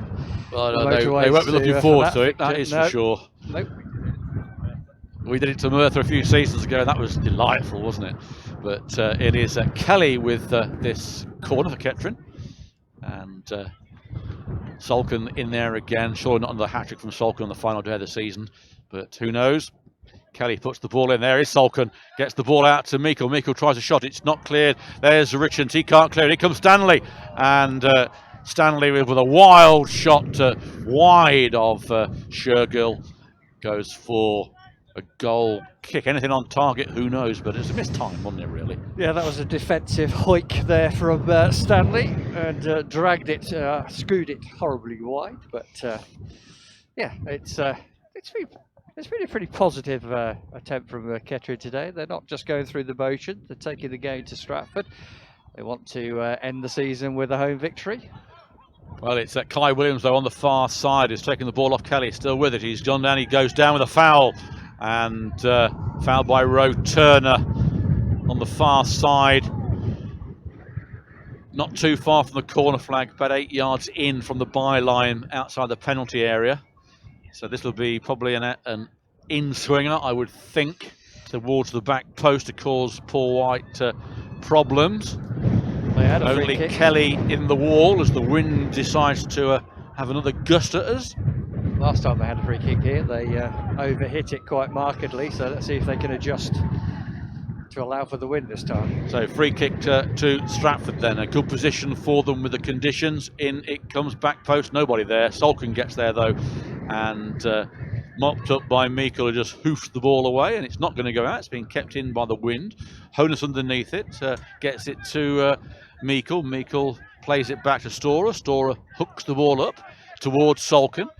And Salkin flicks it through to O'Connor. O'Connor finds Honus on this right-hand side here. Honus decides to go forward, takes the touch back. Still Honus with the ball. Plays it to Storer. Storer back to Honus. Honus squares it to Meikle. Flicks it on. Good work here, but cut out by Fry, who was going to leave it to go out for a goal kick, but the ball stopped, so we have to hoof the ball out for a throw-in. It's gone on to pitch 2. And the kids are playing football, and they've nicked the ball. No, they've now seen it's another ball required, so it's back with Creaney. He finds Stanley. Stanley heads it to Meikle. Meikle pumps it forward towards O'Connor. O'Connor with a bit of space, the penalty area by the 6-yard box. Still O'Connor with it. Flicks the ball through to Honus. Honus hits it. Good block there by Coates. And that was going in. Coates deflected away for another corner. I thought that was 3. Yes, great chance for Rhys Honus, but it was good defending from Coates. He put his body in the way to block the shot from close range. But Kettering do have a corner, so they're still threatening. Kelly with the corner. And in these conditions, anything can happen, of course. In it comes back post. There's Richards. Hits the bar. Oh, Richards normally has the old Toblerone head. It goes anywhere, but this time it hit the bar. It was a cracking header from Richards. Goalkeeper well beaten, but it came straight out. And Stratford get the ball away. It's going out for a throw-in, which Kelly Evans will take in Kettering's half. Great header, though. We'll show you that on the highlights as well if Matt caught it. I'm not sure. He's like grinning that. Oh, he's nodding. So it's a throw-in to Kettering. Storer with it. Finds Richards back to Storer. Trying to find Salkin, doesn't get there. Fry intercepts, and with the wind, it takes the ball long, and that should go out for a goal kick. It does. Paul White and Stanley down there as time is marching on in this first half. Seems a long half, doesn't it? Just stood here, I must admit. It is perishing. It really is perishing. Yeah, I thought these days are over after last week, but how wrong we are. Paul White places... Back in the shorts next week, Paul. Hopefully. It's a suit and tie next week, isn't it? We've got to do the awards, or some of us have, you know. I mean, I'll be there. You'll be there. So Paul White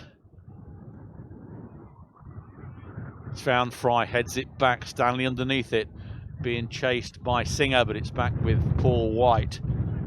He's now to the edge of his penalty area, just trots into the centre. Has a look, playing one hand. Paul White hoping to equal his 21 clean sheets from last season. He's on 20 at the moment, so he'll be delighted if today remains that way. Nodded on by Richards towards Honus. Honus outside in the penalty area on this right hand side. Still Honus with it, puts the ball in low. Any touch that would have gone in, and somehow Stratford get the ball away. Singer in the centre circle gets it, but beaten by Roe Turner. Back to Kelly Evans. Kelly Evans, heavy ball, and Cody Fisher gets the ball away. It comes off Meikle, throw in to the Poppies, and hasn't been taken yet. Still hasn't been taken. A few yards pinched. It comes in. Storer gets the header. He finds Richards. He flicks the ball on.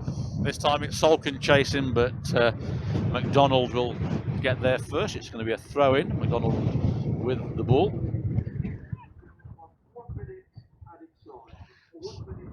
So we're on the 45th minute. There's a minute of added time. As good ball there from Meikle to Solken. Solken plays it to Honus. Honus has to go back. Can he see Storer? He can't. Back to Meikle. Meikle collides, and Kelly Evans does well along with Meikle. Kelly Evans with a bit of space. Still Kelly Evans with it. He's got Richards there. Doesn't use him. Tries something. Not sure what that was, but that's more akin to Franklin's Gardens than it is to football. Yep. And referee up and under without the up and under. But yes, was that Eddie Waring used to do the odd up and under? It was. Eddie Waring, Old Kingston Rovers. Up and under. But McDonald gets the new ball, plays it back to Shergill. This should be the last action of this cold first half. Believe me, it is bitter. Can't emphasise as much how bitter it is. But there we are.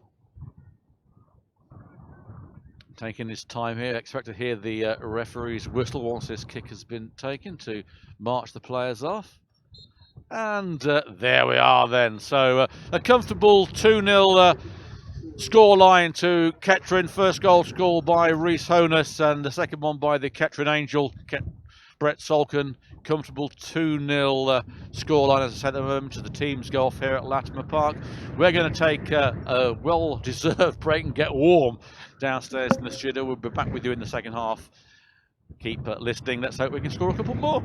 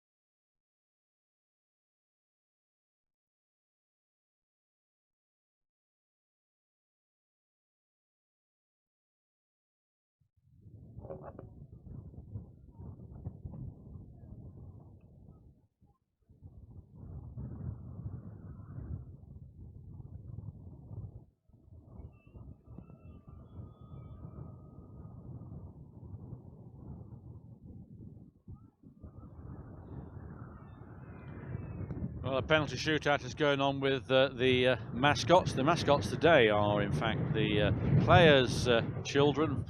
Marcus Law's children out there, Brett Solkin's, Marcus Kelly's out there, Nathaniel Rhodes. They're all there anyway. The kids taking some penalties. Phil Wade is in there. Champ the Lions in goal, and as usual, putting in a disgraceful performance, letting them all go in. Hopeless is Chump the Lion, I'll call him. Team Kettering's side are Brett's going to come and show how it's done, so stand by in Station Road. Kettering's players back out on the park, or some of them anyway. Stratford still not out yet. Looking around, it seems a very, very sparse turnout this afternoon. And weather-wise, I'm not surprised, but being the last game, you'd have thought that there'd have been a few more down here to cheer on the champions.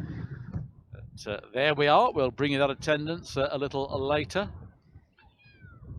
Still going ahead. Brett's going over there now to instruct Phil Wade how to take a penalty.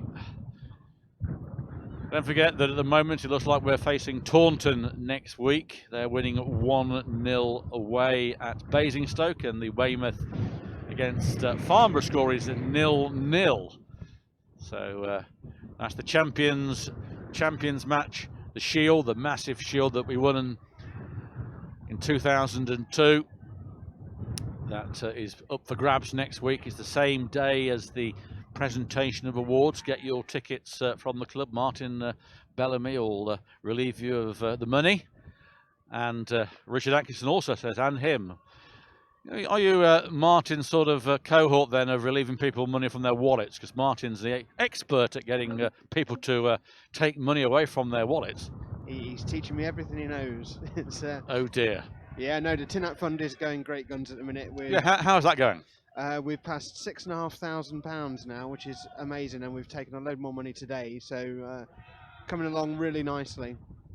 Yep, that's a good initiative there. As more Kettering Town players coming out. Stratford still not out yet. Sun's made an appearance, which has taken half a degree off the freezing temperatures. A little game of football going on behind us. There's a number 10, Brown's the goalkeeper. Plenty of time to put the ball in the net. The ball, there's a strange ball, and a good save from the goalkeeper, putting it out for a corner. Yeah, and you're missing here Marcus Law's daughter about to take a penalty and scores against Champ the Lion. There you go. And Marcus Law holds her aloft. I think that one is Eva that has taken that. So now the players from both sides entering the arena, if you want to call it an arena. And we're going to be ready soon for this second half. 2-0 to the Poppies if you've just joined us. First goal scored by Rhys Honus, an absolute cracker from Rhys Honus, and then Brett Solkin stroking the ball in past Shergill, not Shergar, but Shergill, yep. The goalkeeper. Kettering will be kicking towards the Tin Hat this end, or this half even, as seems a very sort of lacklustre type of game, almost a pre-season type of game, doesn't it?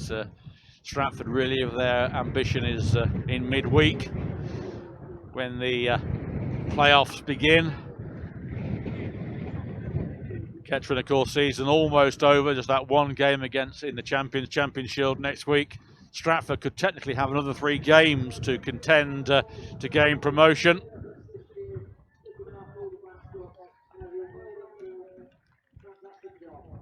So Phil Wade getting an announcement there from Gary Graham on his mascot brilliance for the season. Does a very, very good job indeed with all the children of various teams and mascots. Gives them a very good experience here at Latimer Park. They come into the Poppies TV studio for a little while, get an insight to see how that works. They sometimes tell us what to do because we're not sure. How does it work? How does it work? I'm not quite sure. You plug it in and press a button. That's all I do. Still working on that. But yeah, looking around now, there's only a few Stratford fans here. Not too many, because they are the CSS champions. That's the League Cup. They beat Cinderford 1-0. Because Stratford did knock the Poppies out of the competition earlier in the year on penalties. Yep, lost the champions. Yep. lost there, so there is a shield maybe. The champions of that against the Champions League, who knows? But and eventually we're off. Long ball there, and Stanley has to put it out to Storr on the far side. Storr trying to find O'Connor, chests it down to Salkin. Salkin pumps it through towards O'Connor, but Fisher's there. Fisher plays it high towards Coates. A bit of a melee here, a bit of a mess. Along to Meikle. Meikle on his right foot plays it towards O'Connor, and it just goes over Connor's head and into Rajil Shergill's arms. He releases McDonald on the far side, robbed by Storer and then Richards, and put out by Fisher. A throw in by the little canvas stand over the far side. Little bit warmer here. Is that just because we've been downstairs, you think? I think it's because the sun's actually poked its head through the clouds a little bit. Right. Ball back with Meikle. He comes into the centre of the park to O'Connor. O'Connor loses the ball, and it is with Serena Williams. He's away with it. Plays it to the number 8, Faulkner. It's put through here to Singer. Singer puts the ball through, and that's a goal. And it's not Singer, it's Williams. It is Venus. Give me the correct name. Kyan Williams came through and just poked the ball past Paul White, making the scoreline 2-1. Paul White will not equal his record-breaking clean sheet record. And a little shock to the system there for the Poppies, who thought this was just an easy game. It's now 2-1 and game on. Yeah, game on indeed, Paul. And again, really a goal out of nothing. Kettering has started well the second half with the tempo, but the first chance that Stratford have an attack, and it was a cool finish from the number 7 Williams, and giving Paul White no chance.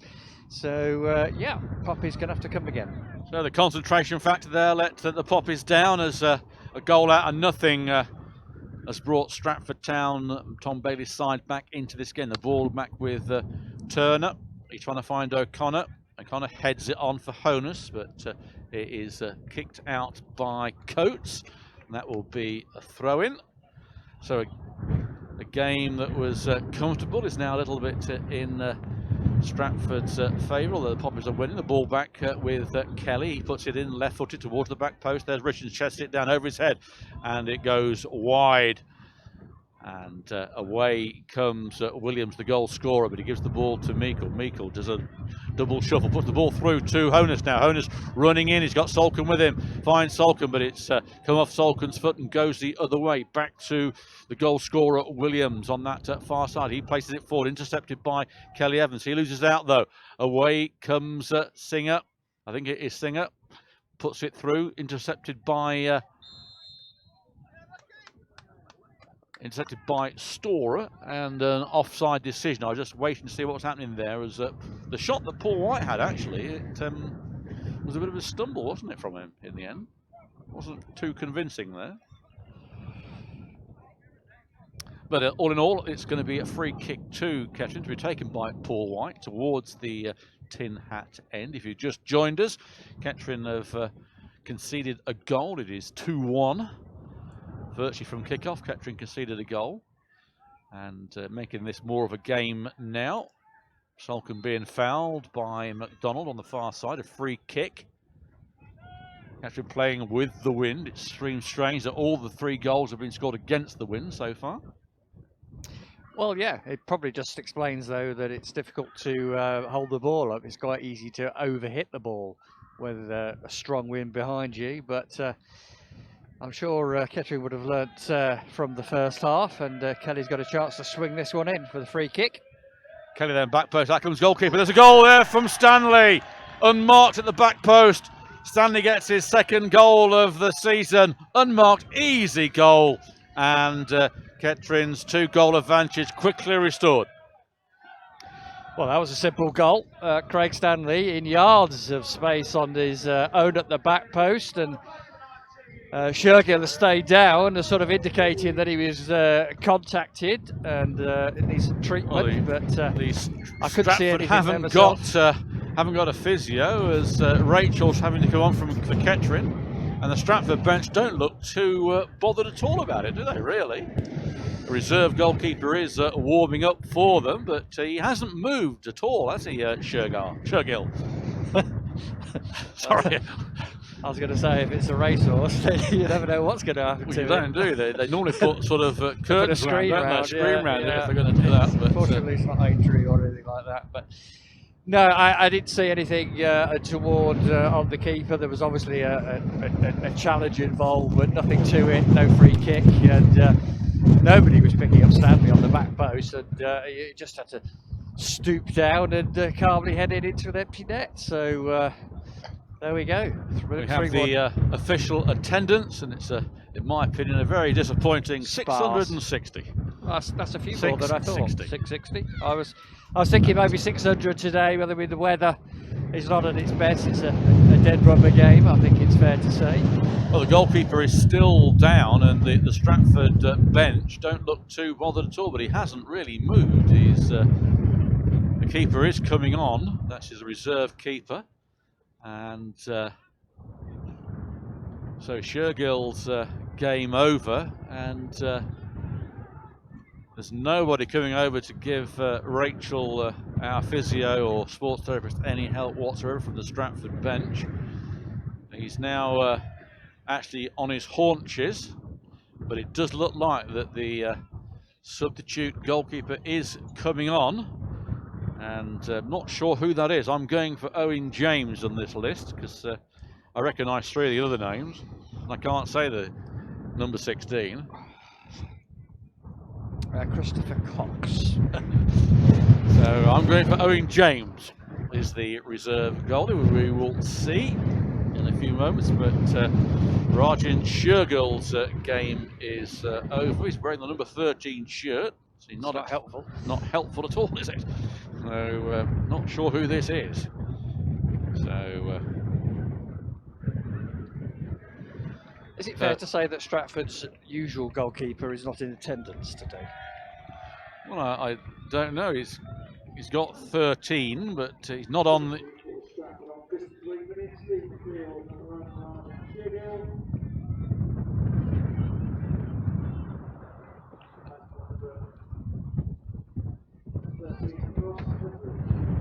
So it is Ross Etheridge coming on, who's a striker. So Nathan Marsh ought to come on, but he doesn't look very good. Or Rangel Shergill here been helped off by Nathan Marsh, and he looks concussed to me. He doesn't look well at all, but the substitution then enforced one has been made, and that's not good for Stratford's game in midweek. I don't think he's their goalkeeper. I think he's their substitute goalkeeper, Shergill, and that's why we have got no regular keeper here today for Stratford. So we think it's an outfield player who's gone in goal. So we'll have to see how Etheridge gets on. I'm sure the Poppies will want to test him at the first opportunity. Well, back underway with Cody Fisher playing the ball out wide to Kai Williams, who couldn't keep it in, and it would be a throw-in to Kettering. So I don't like to see anything like that, but looking down there, they're all looking at Shergill, but he's sat down.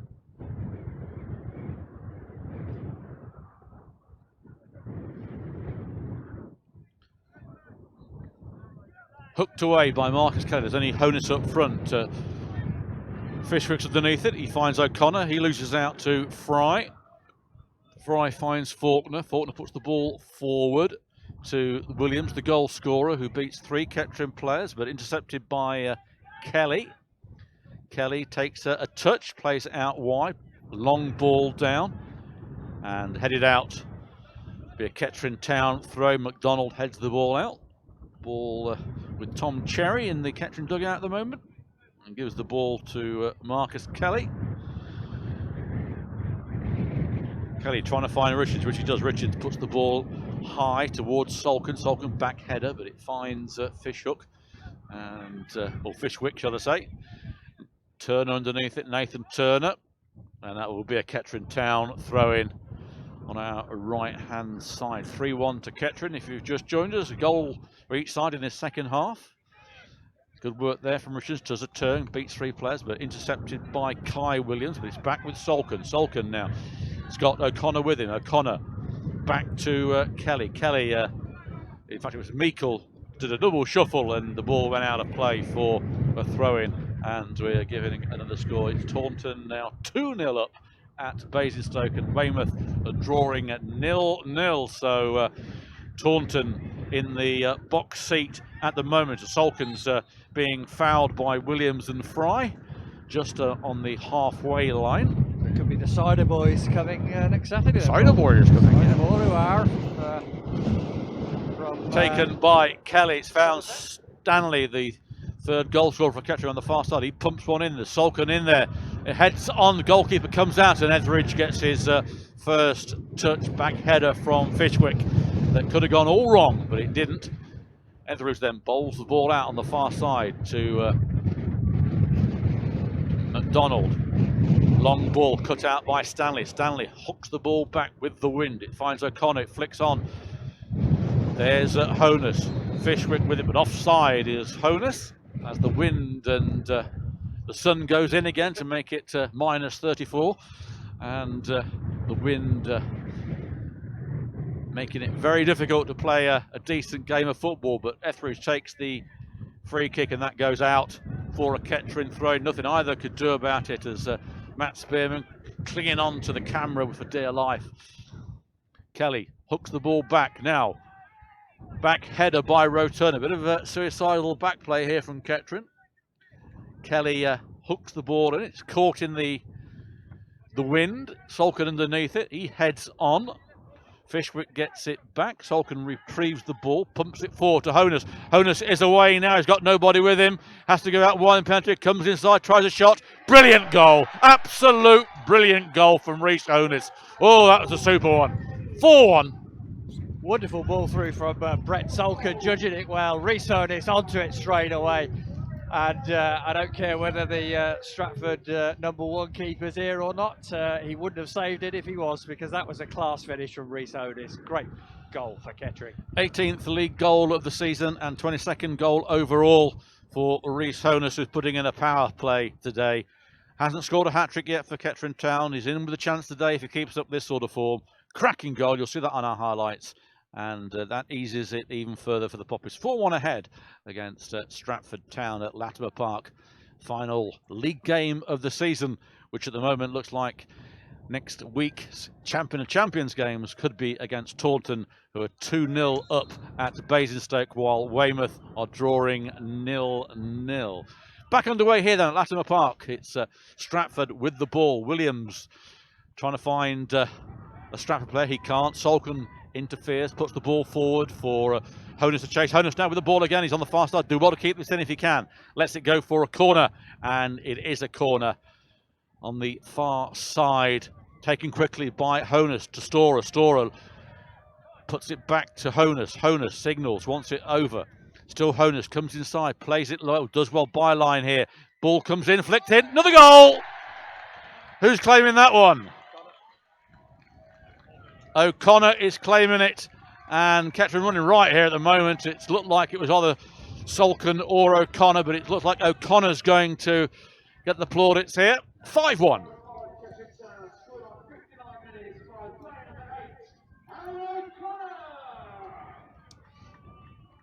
Again, Rhys Honus involved in that one. Took the corner very quickly and stayed on the byline, looking for his man. Squared the ball across, and Aaron O'Connor on the far post got the last touch. Won't score a more simpler goal than what he just did today. Also, and, as you say, Paul, Stratford are making a substitution. Kai Williams has come off for Christopher Cox, the number 16.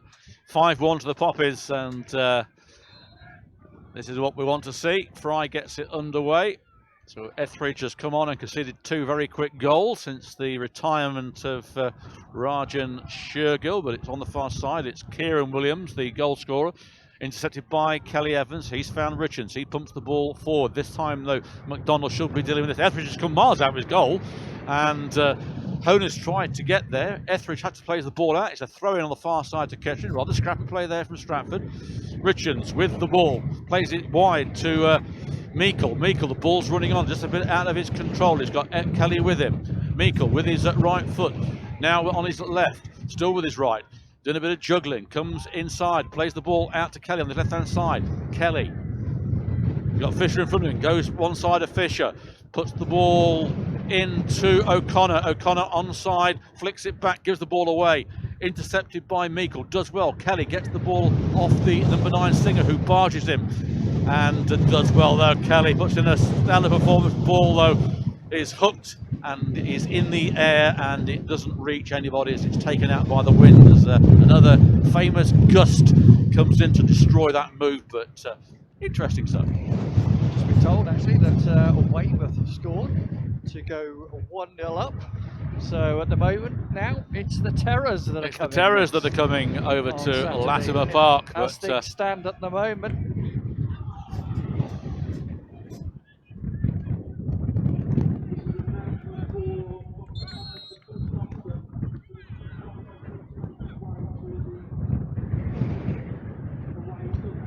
Well, you're missing nothing at the moment.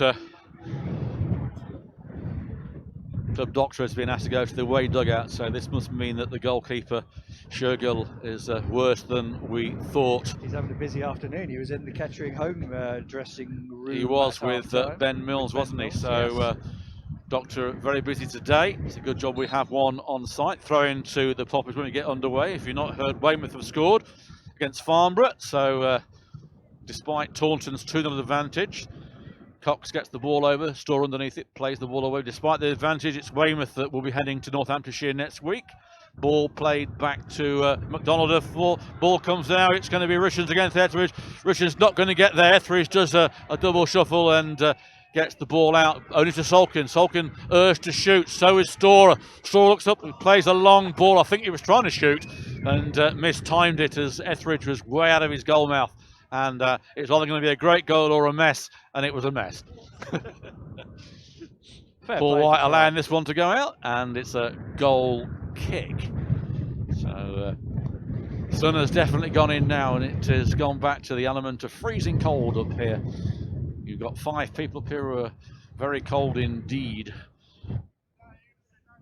Paul White then with the goal kick. All the captain substitutes went out for a warm-up, but nobody has come on, with the exception, of course, of Richards, who had to replace the injured Ben Mills' head injury. So the club doctor, I think, is down there at the moment to throw in to Stratford. Flicked on by Creaney. Creaney gets the ball off Solkin and has picked the ball up. It should be handball, but he picked the ball up. But well, the ball played wide, but Storr has intercepted here. Storr has got O'Connor in front of him. Now O'Connor gets the ball, plays it back to Kelly Evans. Kelly Evans squares it to Richards, back to Kelly Evans. Ball overhit slightly because of the wind. Long ball towards Solkin. Solkin heads the ball down and cleared away. If that had found Honus, I'm sure he would have had a strike. Ball's gone out of the ground, gone down the road. Another ball required. Ball back in play. So Weymouth have the journey to Northamptonshire next week at the moment. Still plenty of time for that to change. The ball thrown in by Kelly to Meikle. Meikle tries a long-range pass, caught in the wind though. It's found Richards hanging there. Richards turns, fires one in, and that goes high and wide, or in our terms, it's just gone over. Just gone over indeed, but yeah, the Kettering players are still sniffing out another opportunity for a goal. Having some fun with the linesman on this near side as a new ball comes onto the pitch, finds its way back to Mr. Etheridge. The Stratford goal. Been quite busy so far since he came on, not in a good way. Well, yes, hope that continues. As I say, like to see a nice goal feast here, see if we can beat a few records if we can. A bit to go yet. We need 7 or 8 to beat any records of the final home game of the season. Another ball almost went out the ground as it's being caught with the wind due to a pre-match curry, and it rebounds off the fence. A bit of a joke there between Kelly and the assistant referee. Kelly to Kelly Evans, back to Kelly. He gives the ball away though, does Kelly, straight to the number 16. He comes inside, Coxers one way to the other, gets the ball to Creaney. Creaney down by the byline, puts the ball in, but it only goes to Richards. Richards turns, hooks the ball away. Danger averted. Back in though to the number 8, Faulkner. He gets the ball to Kyan Williams, the goal scorer for Stratford. He keeps the ball in play, he doesn't. Throw in taken quickly, and it's O'Connor away. He's only got Honus in front of him, puts the ball through. Should be cut out by Coates, it is. Coates does well, gets the ball to Williams, and bit of back and forth play there, but McDonald comes away with the ball, loses out, and Stanley mops up for Kettering. Ball given away. James Fry pumps it forward towards Williams. Chasing is Kelly Evans. Williams inside the penalty area. Goes one way. Cut out though by Stanley. Still Williams with it. Stanley gets a toe poke in, and that goes out for a throw in, as all the substitutes trying to get to Marcus Law to try and get a few moments of this game under their belts, but nothing happening so far. It's back with Creaney by the corner flag on the far side. Tries to get by Kelly Evans. Hasn't done so far. It's still a battle by the corner flag. And getting a scoreline coming here now. And Weymouth have doubled their lead for 2. So I think that really is enough for Weymouth to be travelling to Northamptonshire next week. So we battle with the Terrors once again. But that will disappoint the Taunton fans, no doubt. But there we are, they're still in with a playoff chance, are Taunton, of course, through the complicated playoff system, which we're not in, which is nice. No. And nice Taunton have also conceded a goal, so it's 2-1 now. Basingstoke 1, Taunton 2, as Hawkin flicks the ball through towards Honus. It doesn't reach him, no cut out, and Honus would have been on there for his hat-trick. Plays the ball through to Richards, though. Richards tries a long range, plays a shot in, and that just goes wide of Etheridge's goal mouth, though. Good shot, good strike, just wide. Yeah, shoot on sight policy, I think, with Etheridge in goal, outfield player. So that one just going the wrong side of the post from the Kettering perspective, but you get the feeling that it won't be too long before they have another opportunity. It's that kind of afternoon now. Etheridge bowls the ball out here, and a bit of space for Fisher. Plays it back though. Long searching ball from Stratford, headed out by Stanley towards Salkin. Salkin should get there first, doesn't, and beaten to it by Williams. He plays the ball back to Fry. Fry in the his own half, finds Coates. Coates to Fisher. Fisher under pressure now from Meikle. Goes into the centre of his own half, plays a long ball, but that should keep in the wind. It does, stand underneath it, being pushed in the back with Stanley. Referee says nothing. Cox causing a few difficulties, gets the ball to Creaney. In comes the number 8, plays a shot, it comes off Cox though, and he was offside as well. Quickly taken by Stanley, trying to find Honus, cut out by Lewis McDonald. In comes Richards. And a very high ball. That's got to go out of play. Surely no, it's kept in by the wind. One by Salkin. Ball back, pushed in towards Christopher Cox. Row turner, little deft header back to Paul White, who comes out and retrains the ball. And it is Kings Lynn winning the battle. The runners-up spot 2-0 at the moment against Stourbridge, whose season seems to have collapsed considerably over the last few weeks. Honus wins the ball back. He's got Storer with him. In comes Gary Storer. There's O'Connor. There's Honus. Honus comes in, tries to get a shot in, can't. He's forced out wide in the penalty area. Plays the ball back to Richards. Richards puts in the ball. Too hard, too heavy.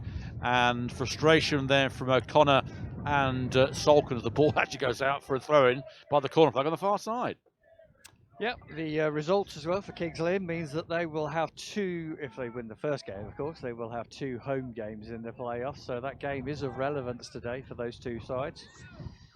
Throw in to Stratford by the halfway line. Creaney with it. James Brighton is getting ready to come on for Kettering. It's Fishwick To Fisher over there. He's found McDonald. McDonald flicks the ball through to Williams, intercepted by Kelly Evans. Storer and McDonald with it, and Storer wins the battle, flicks the ball forward towards Honus. Honus chests it down, puts it over his head, but Fry will intercept. Fry gets it back to Storer. Kelly Evans loses out to Fisher. Foul by him on Williams though, and a free kick, which might see the introduction of James Brighton.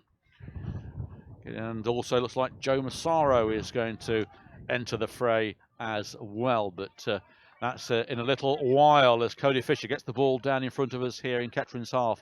He finds Faulkner. Faulkner high into the air, headed on. Still Faulkner with it. Richards wins it. Gets the ball off Fisher. Meikle. Bit of scrappy here as Cox's ball hits Roe Turner. Finds its way to Stanley, who side foots it over the far side to Honus. Honus heads on to Storer, puts a long ball towards Honus, but Fry puts the ball out of play sensibly, goes into the school over the far side. This might give the indication to see some substitutions. It does. We're going to see James Brighton coming on and Joe Massaro.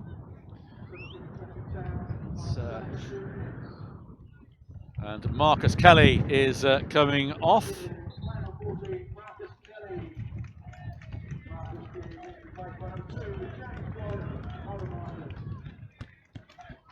So James Brighton replacing Marcus Kelly. And Joe Massaro is coming on for, let's see who we've got here. Who do we think's coming off? And Storer is coming off for Gary Storer.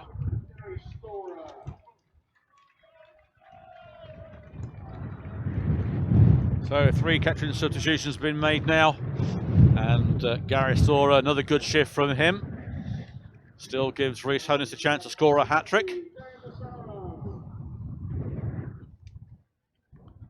Joe Massaro from the academy, coming on to make another cameo appearance for the Poppies. Tall, stocky lad now, getting into the groove. But it is Kelly Evans with the throw-in. And it is, what's wrong with that throw-in? I'm not sure.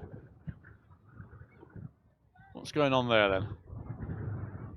Ball back with Kelly Evans. Don't know if the referee was ready or not, I'm not sure. But Kelly Evans again, he finds Meikle. Meikle to Honus. Honus back to Meikle on the far side. Meikle square to Massaro's first touch. Lets the ball roll on. He gets it to Brighton for his first touch. Brighton, left-footed, plays the ball out to Richards. Richards flicks the ball through the legs, and Brighton comes in, does well here. Brighton gets the ball over to the back post. There is Honus, miskicks it, the ball comes in, misses away from Salkin, who's going to volley it. He just bounced over him, the ball back with Brighton. Brighton goes out wide, certainly seen a bit of the ball since he's come on just. Gets the ball back to Richards. Richards towards the back post, comes off the thigh, and away come Stratford with the number 8. Good ball though from Faulkner, comes out to the number 10. Paul White has to come out of his area, does a bit of mopping up as a sweeper. Gets the ball to Brighton, needs to get back in his goal mouth. Ball with Massaro, and he pumps it forward for O'Connor to chase, but that should be Coates who'll see this one out of play for a throw-in by the corner flag right down the bottom there. Weymouth increased their lead to 3-0, so it will be Weymouth down here next week, and that will be an interesting game for the Poppies. Seems to be that Kettering win the home games against Weymouth and lose the away games, as the roof is almost taking off above us here. It's rocking around under the windy conditions. 5-1 then, if you've just joined us, the Poppies. Seems to be a regimental victory for the Poppies. They were brought back to 2-1 just after half time, but since then it's been really one-way traffic.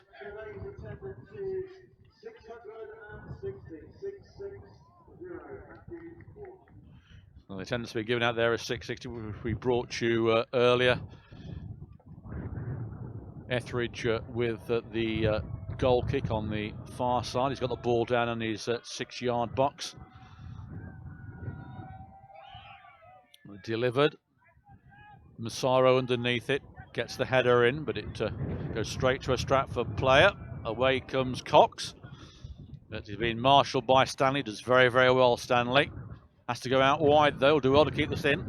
He has done. Gets the ball to Brighton. Brighton can't get there. Williams gets the ball back to Singer. Singer to Williams. Flick the ball through. Good work here by Fry. Being forced out wide, though. Has to play the ball back to Singer. Singer plays it back to Fry. Fry puts the ball forward to Williams. Williams comes off Massaro, and that will be a corner to Stratford as time is marching on in these wintry conditions here at Latimer Park. Player of the Year tickets are available from the club, or Martin Bellery or Richard Atkinson, as are DVDs of the Kettering Town game at Charlton Athletic 1988-89 FA Cup. Again from Richard Atkinson. The ball being released by Paul White to Kelly Evans on the far side. He's over the halfway line, plays it to Meikle. Meikle got two options, plays them option towards Honus. Honus with a bit of space here to run at, puts the ball in, it comes in, it cannons off the chest. In comes number 6, and it should have been number 6, as our number 6, Richards, just side foots the ball straight into the arm of the goalkeeper, either side of him, 6-1. Pass back from Michael Richards to Etheridge in the goal. That's a simple save. You don't have to be a goalkeeper to save that one. Lovely move, though, from the Poppies, and just the finish letting that move down, and that would have been a nice icing on the cake there for Richards. But still time, 5-1. We'll try and get a word with Marcus Law later. That will be on our highlights package. It won't be broadcast, as we're having to dismantle Poppy's TV ready for next week's awards. The ball put forward through now to Honus. Honus has only got O'Connor in front of him. Honus with the ball, plays it too heavy, cleared by Stratford. Offside signalled by the linesman. Play on, says the referee. The ball back with James Brighton. Brighton to Massaro. Massaro to O'Connor. O'Connor has to play the ball back on the far side over there to Stanley. Stanley, long ball towards Honus, traps it down, does well there Honus, but out comes Etheridge to defuse the situation, bowls the ball out to McDonald on the other side of the pitch. McDonald, good work here to Coates, ball through here, Creaney's offside though, and he goes round Paul White. But nothing to report really other than that. Brighton doing his shoelace up. Roturner over the halfway line, plays it to Richards. Richards back to Solkin. Solkin to Richards. Richards out wide to Kelly Evans. He plays it to Solkin. He takes a touch, goes forward. Plays it to Meikle. Meikle takes a touch, plays it out wide here to Brighton. He's got a little bit of space to run at the Stratford defence. Decides not to, plays it back to Massaro. Massaro under pressure. Still under pressure, Massaro. Does quite well. Plays it square towards Stanley. Stanley now going forward to Brighton. Brighton, it comes off Fisher though. And it is Fortner gets the ball away, but intercepted and given away. Finds McDonald with the ball on the far side to Williams. Williams beats 2 Kettering players, beats 3, but he's going backwards rather than forward. Plays it out wide to McDonald. McDonald, long ball towards Creaney. Creaney chests it down to Cox. Cox might try a shot, does, and Paul White easily collects that one. But a good movement there from Stratford. Yeah, they're still playing. The heads haven't dropped, despite being on the end of a thumping here this afternoon. Youthful side, as we said from the beginning, for Stratford. And, they're sticking with it and giving their best. And Reese has got a chance here. Honus to O'Connor. O'Connor shoots, and that just goes over. I thought Honus might try and get a shot in, but he was unselfishly gave the ball to O'Connor, who tried a 15-yard shot that just curled over the tin hat stand. Kettering not giving up yet, they want the 6. Etheridge then, the substitute goalkeeper, with the goal kick. Better one from him. It's found Roturner, who gets it back, but gives the ball back to Williams. Williams with the bright neon yellow boots, loses it to our neon booted Kelly Evans, who gets the ball to Massaro. He gives the ball away though, and it's back with McDonald. McDonald advancing forward, got Williams with him. There's Williams, there's a pirouette, beats 3 players, does well. Williams, still Williams, and in comes Roe Turner to help out. Flicked on. Now here's a chance here for Reece Holness. He's got nobody with him. He's being chased by Fisher. Has to play the ball back to Brighton. Doesn't use Brighton. Uses Meikle, who can't control it. Creaney can. And there's Faulkner pumping the ball forward towards Cox. Roe Turner heads it back to Meikle. Meikle heads it on to Brighton. Brighton trying to keep this in play. Does. Plays it back to Meikle. Long ball comes off a Stratford player. Intercepted by Massaro. Good ball from Massaro to Holness. He's got O'Connor with him. Holness inside the penalty area. Puts the ball. Oh, he does very well there. There must be a tap in. And it goes behind O'Connor. Just have to tell you, there's Sulkin though. Sulkin now trying to beat a player. Can't. Hasn't got that speed. Retrieves the ball though. Gets it back to Kelly Evans. Kelly Evans pumps the ball in back post. Too heavy, too hard. And that goes out. I thought a simple tap in there, Gary, but it didn't happen. No, it just fell between the 2 players really, and between O'Connor and Brett Sulkin. But good work again from Reece Holness. He's got to be the obvious candidate for man of the match today as we get buffeted. Buffeting, as somebody said. But it is Etheridge then with the goal kick towards Creaney, intercepted by Roe Turner, trying to find Massaro, doesn't it? Finds James Fry. Fry puts the ball out wide to Williams on the far side by the Burger bar. He might nip in for a burger, puts the ball in left-footed. There's Sulkin. Paul White will do well to keep this in. He does keep it in. It would have gone for a corner if not. Paul White delivers the ball long, trying to find Holness. It doesn't find Holness. It finds Meikle though instead though. Meikle trying to find O'Connor. He does. O'Connor inside the penalty area, left-footed. O'Connor can't do much with it. Tries it to Holness. Holness is judged out the way. Can't get his shot in. Desperate for this hat-trick. Can't get there. Intercepted by Meikle. Meikle gets it to Richards. Richards squares the ball to Sulkin. Surely not Brett. He is. He's trying a long ranger. And that's more like Dusty Hare for Leicester Tigers in 1970 against Scotland at Twickenham. And goes way into Graham Coles' back garden. Doreen will be pleased. And won't want that one in his highlight reel. He won't want that one in his highlight reel, that's for sure. He won't, but with the wind behind him, it was a sensible thing to do if you could have lowered it down. 5-1 then to pop. It's time running out now for the final home league game of the season. Remember, we've got Weymouth here now next weekend. Etheridge with the goal kick, low, and that goes out for a throw-in, wind assisted, of course, as most balls have this half. James Brighton trimmed his beard, it looks like, since last week. Trying to find Sulkin, it doesn't. Meikle intercepts, gets it to O'Connor. O'Connor flicks on now. The chance here for Holness. Can he lob the goalkeeper? Comes inside, tries it, goes one way, goes the other. He's got 3 round him, 4 round him, plays it back to O'Connor. O'Connor shoots, and that one also has gone into Graham Coles' garden, and that has gone right through someone's greenhouse, I think. And another one not to be seen on the highlights. Dear, oh dear. Oh dear. I was going to say the last 2 shots of from Kettering players, probably the 2 worst shots I've seen up here all season. Well, last week if you're having a barbecue, that might have hit it. Today, though, it's in the ice cream van because it is so cold. As it is McDonald on the far side trying to get the ball through. He's found Cox on the far side as well. Cox advancing forward, but it comes off himself. Goes for a Kettering Town throw-in. If you'd said to me this was October, November, I could have believed you. But there we go. Getting to shiver a bit now. Always expect the unexpected. Ball out of play, a throw in to Stratford. Buffeting as we're being blown all over the place here. Quite dangerous, actually, in many respects. It's like being on a ship, one of the old ships, isn't it? You know, the old decking. It is so. So it's a throw in to Stratford.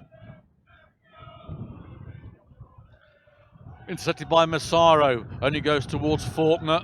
intercepted by Richards. A chase here now for Honus, has got nobody with him though. It's gone out wide by the corner flag. O'Connor now has got into the penalty area. It is O'Connor with the ball. 2 more Kettering players will flick on to Richards. Richards though. Richards still with the ball. Not sure what he's going to do with it. Plays it to Sulkin. Sulkin plays it out wide to Meikle. Meikle inside the penalty area. So all Kettering in this second half. Meikle tries his chances. It's blocked. Meikle underneath this one, headed out by Stratford, and that's going to go for a Kettering Town throwing. Kettering were queuing up for shots there, try and get this 6th goal. O'Connor with it, gets the ball back to Meikle. Meikle flicks it through to Brighton. Brighton, can he do anything with it? Puts the ball in and over back post. Sulkin not in, and it's just gone over the bar. It held in the held there, didn't it? And it didn't afford to Sulkin, who would have delightfully headed that one in unchallenged at the back post, but not to be. Etheridge. 3 minutes left, I think, according to my watch. Sorry? 3 minutes plus stoppage.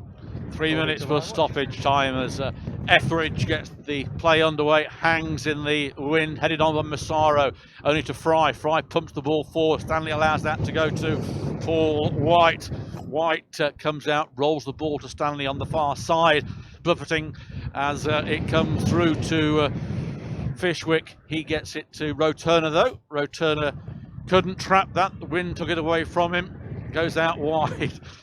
Gets the ball to Massaro. Massaro turns in his own half, advances forward to Sulkin. Sulkin under pressure, does well, fends off Cox, but interception there from McDonald to Williams. Williams coming through, beats 2-3 Kettering players, puts the ball out wide to Singer, does he? No, he decides not to. Comes in on his left foot, plays it in the ball. Kicked out by Stanley towards Richards. Fry intercepts. Massaro gets the ball away, but only to McDonald. Scrappy play though as Massaro now sets off Honus. Honus has got O'Connor with him. He's got plenty of room to run at the Stratford defence. In comes Richards as well. Ball comes over again, too heavy, and it's difficult to judge the passing right with this wind. O'Connor a little frustrated, but understands the pressure that is under with the wind. Still 5-1. Etheridge with the ball. So Kettering going to finish the season off with 94 points, I think it is. Yep. And last season they got 97, having played another 4 games. So it has been a very good season for the Poppies indeed. As Etheridge gets the ball towards Brighton, he heads it to Meikle. There's a heavy trap there from Meikle. Does his own work though, does well, gets the ball under control, plays it long, comes off a Stratford player. Meikle retains the ball, being pushed in the back. Fishwick with it and Creaney, but Meikle does the good work, gets a good ball over to the switches sides to Kelly Evans. Kelly Evans pumps the ball forward to Richards. Richards on a run. Unusual for Richards to do this.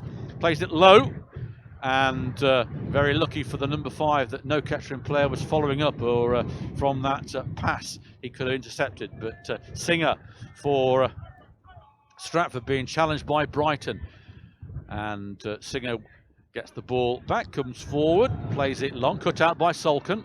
Sulkin plays it back to Roturner. Roturner squares it to Stanley, and Cox trying to run him down, but Stanley puts the ball forward. O'Connor is there, headed on. This might go for a corner if O'Connor can shepherd this out. And the number 2 did well.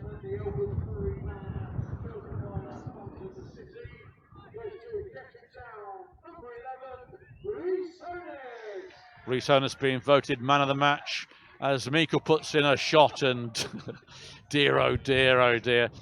High and wide, knocking a squirrel out of a tree on the far side, the big oak tree that's over there. So Rhys Honus then, man of the match. Yeah, obvious one for me as well, Paul. Yeah, 2 very good goals indeed, well taken. You'll see that on our highlights package. Not long to go now. We should be soon into such that the sun's come out. Whoa, wow. Etheridge hangs there.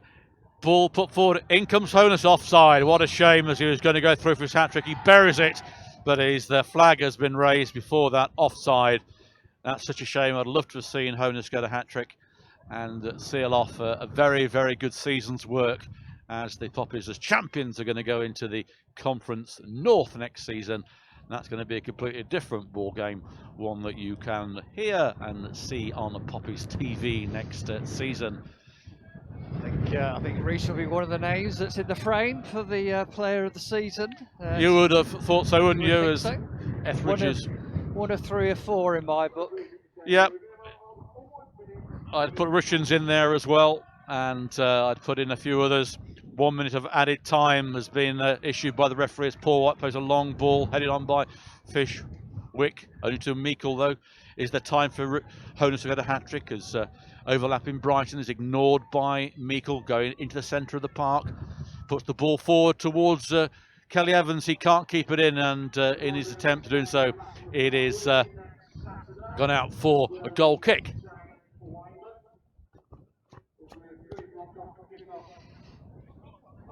Yeah.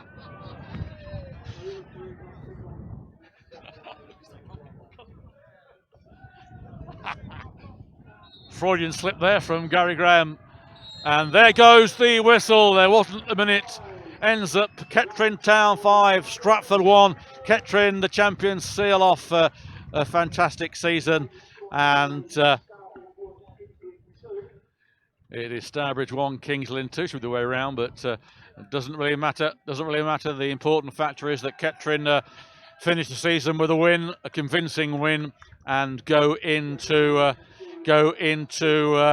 Saturday's game against Weymouth here, champion and champions. Thank you very much for listening. You'll hear, you might not hear us next week. We'll see what we're going to do next week because we have the presentation night as well. Indeed. And we haven't got the amount of staff to cover both events. But if we don't cover the game, at least on coverage, on commentary, we will be filming it. You'll see the highlights without commentary. But thank you all for your kind comments and listening home and away to Poppies TV. We hope you've enjoyed it as much as we have presenting it. We'll be back with you next season. But from Gary, myself, Matt, Ed, Ryan, Shorty, Richard, thank you for listening, and goodbye for now.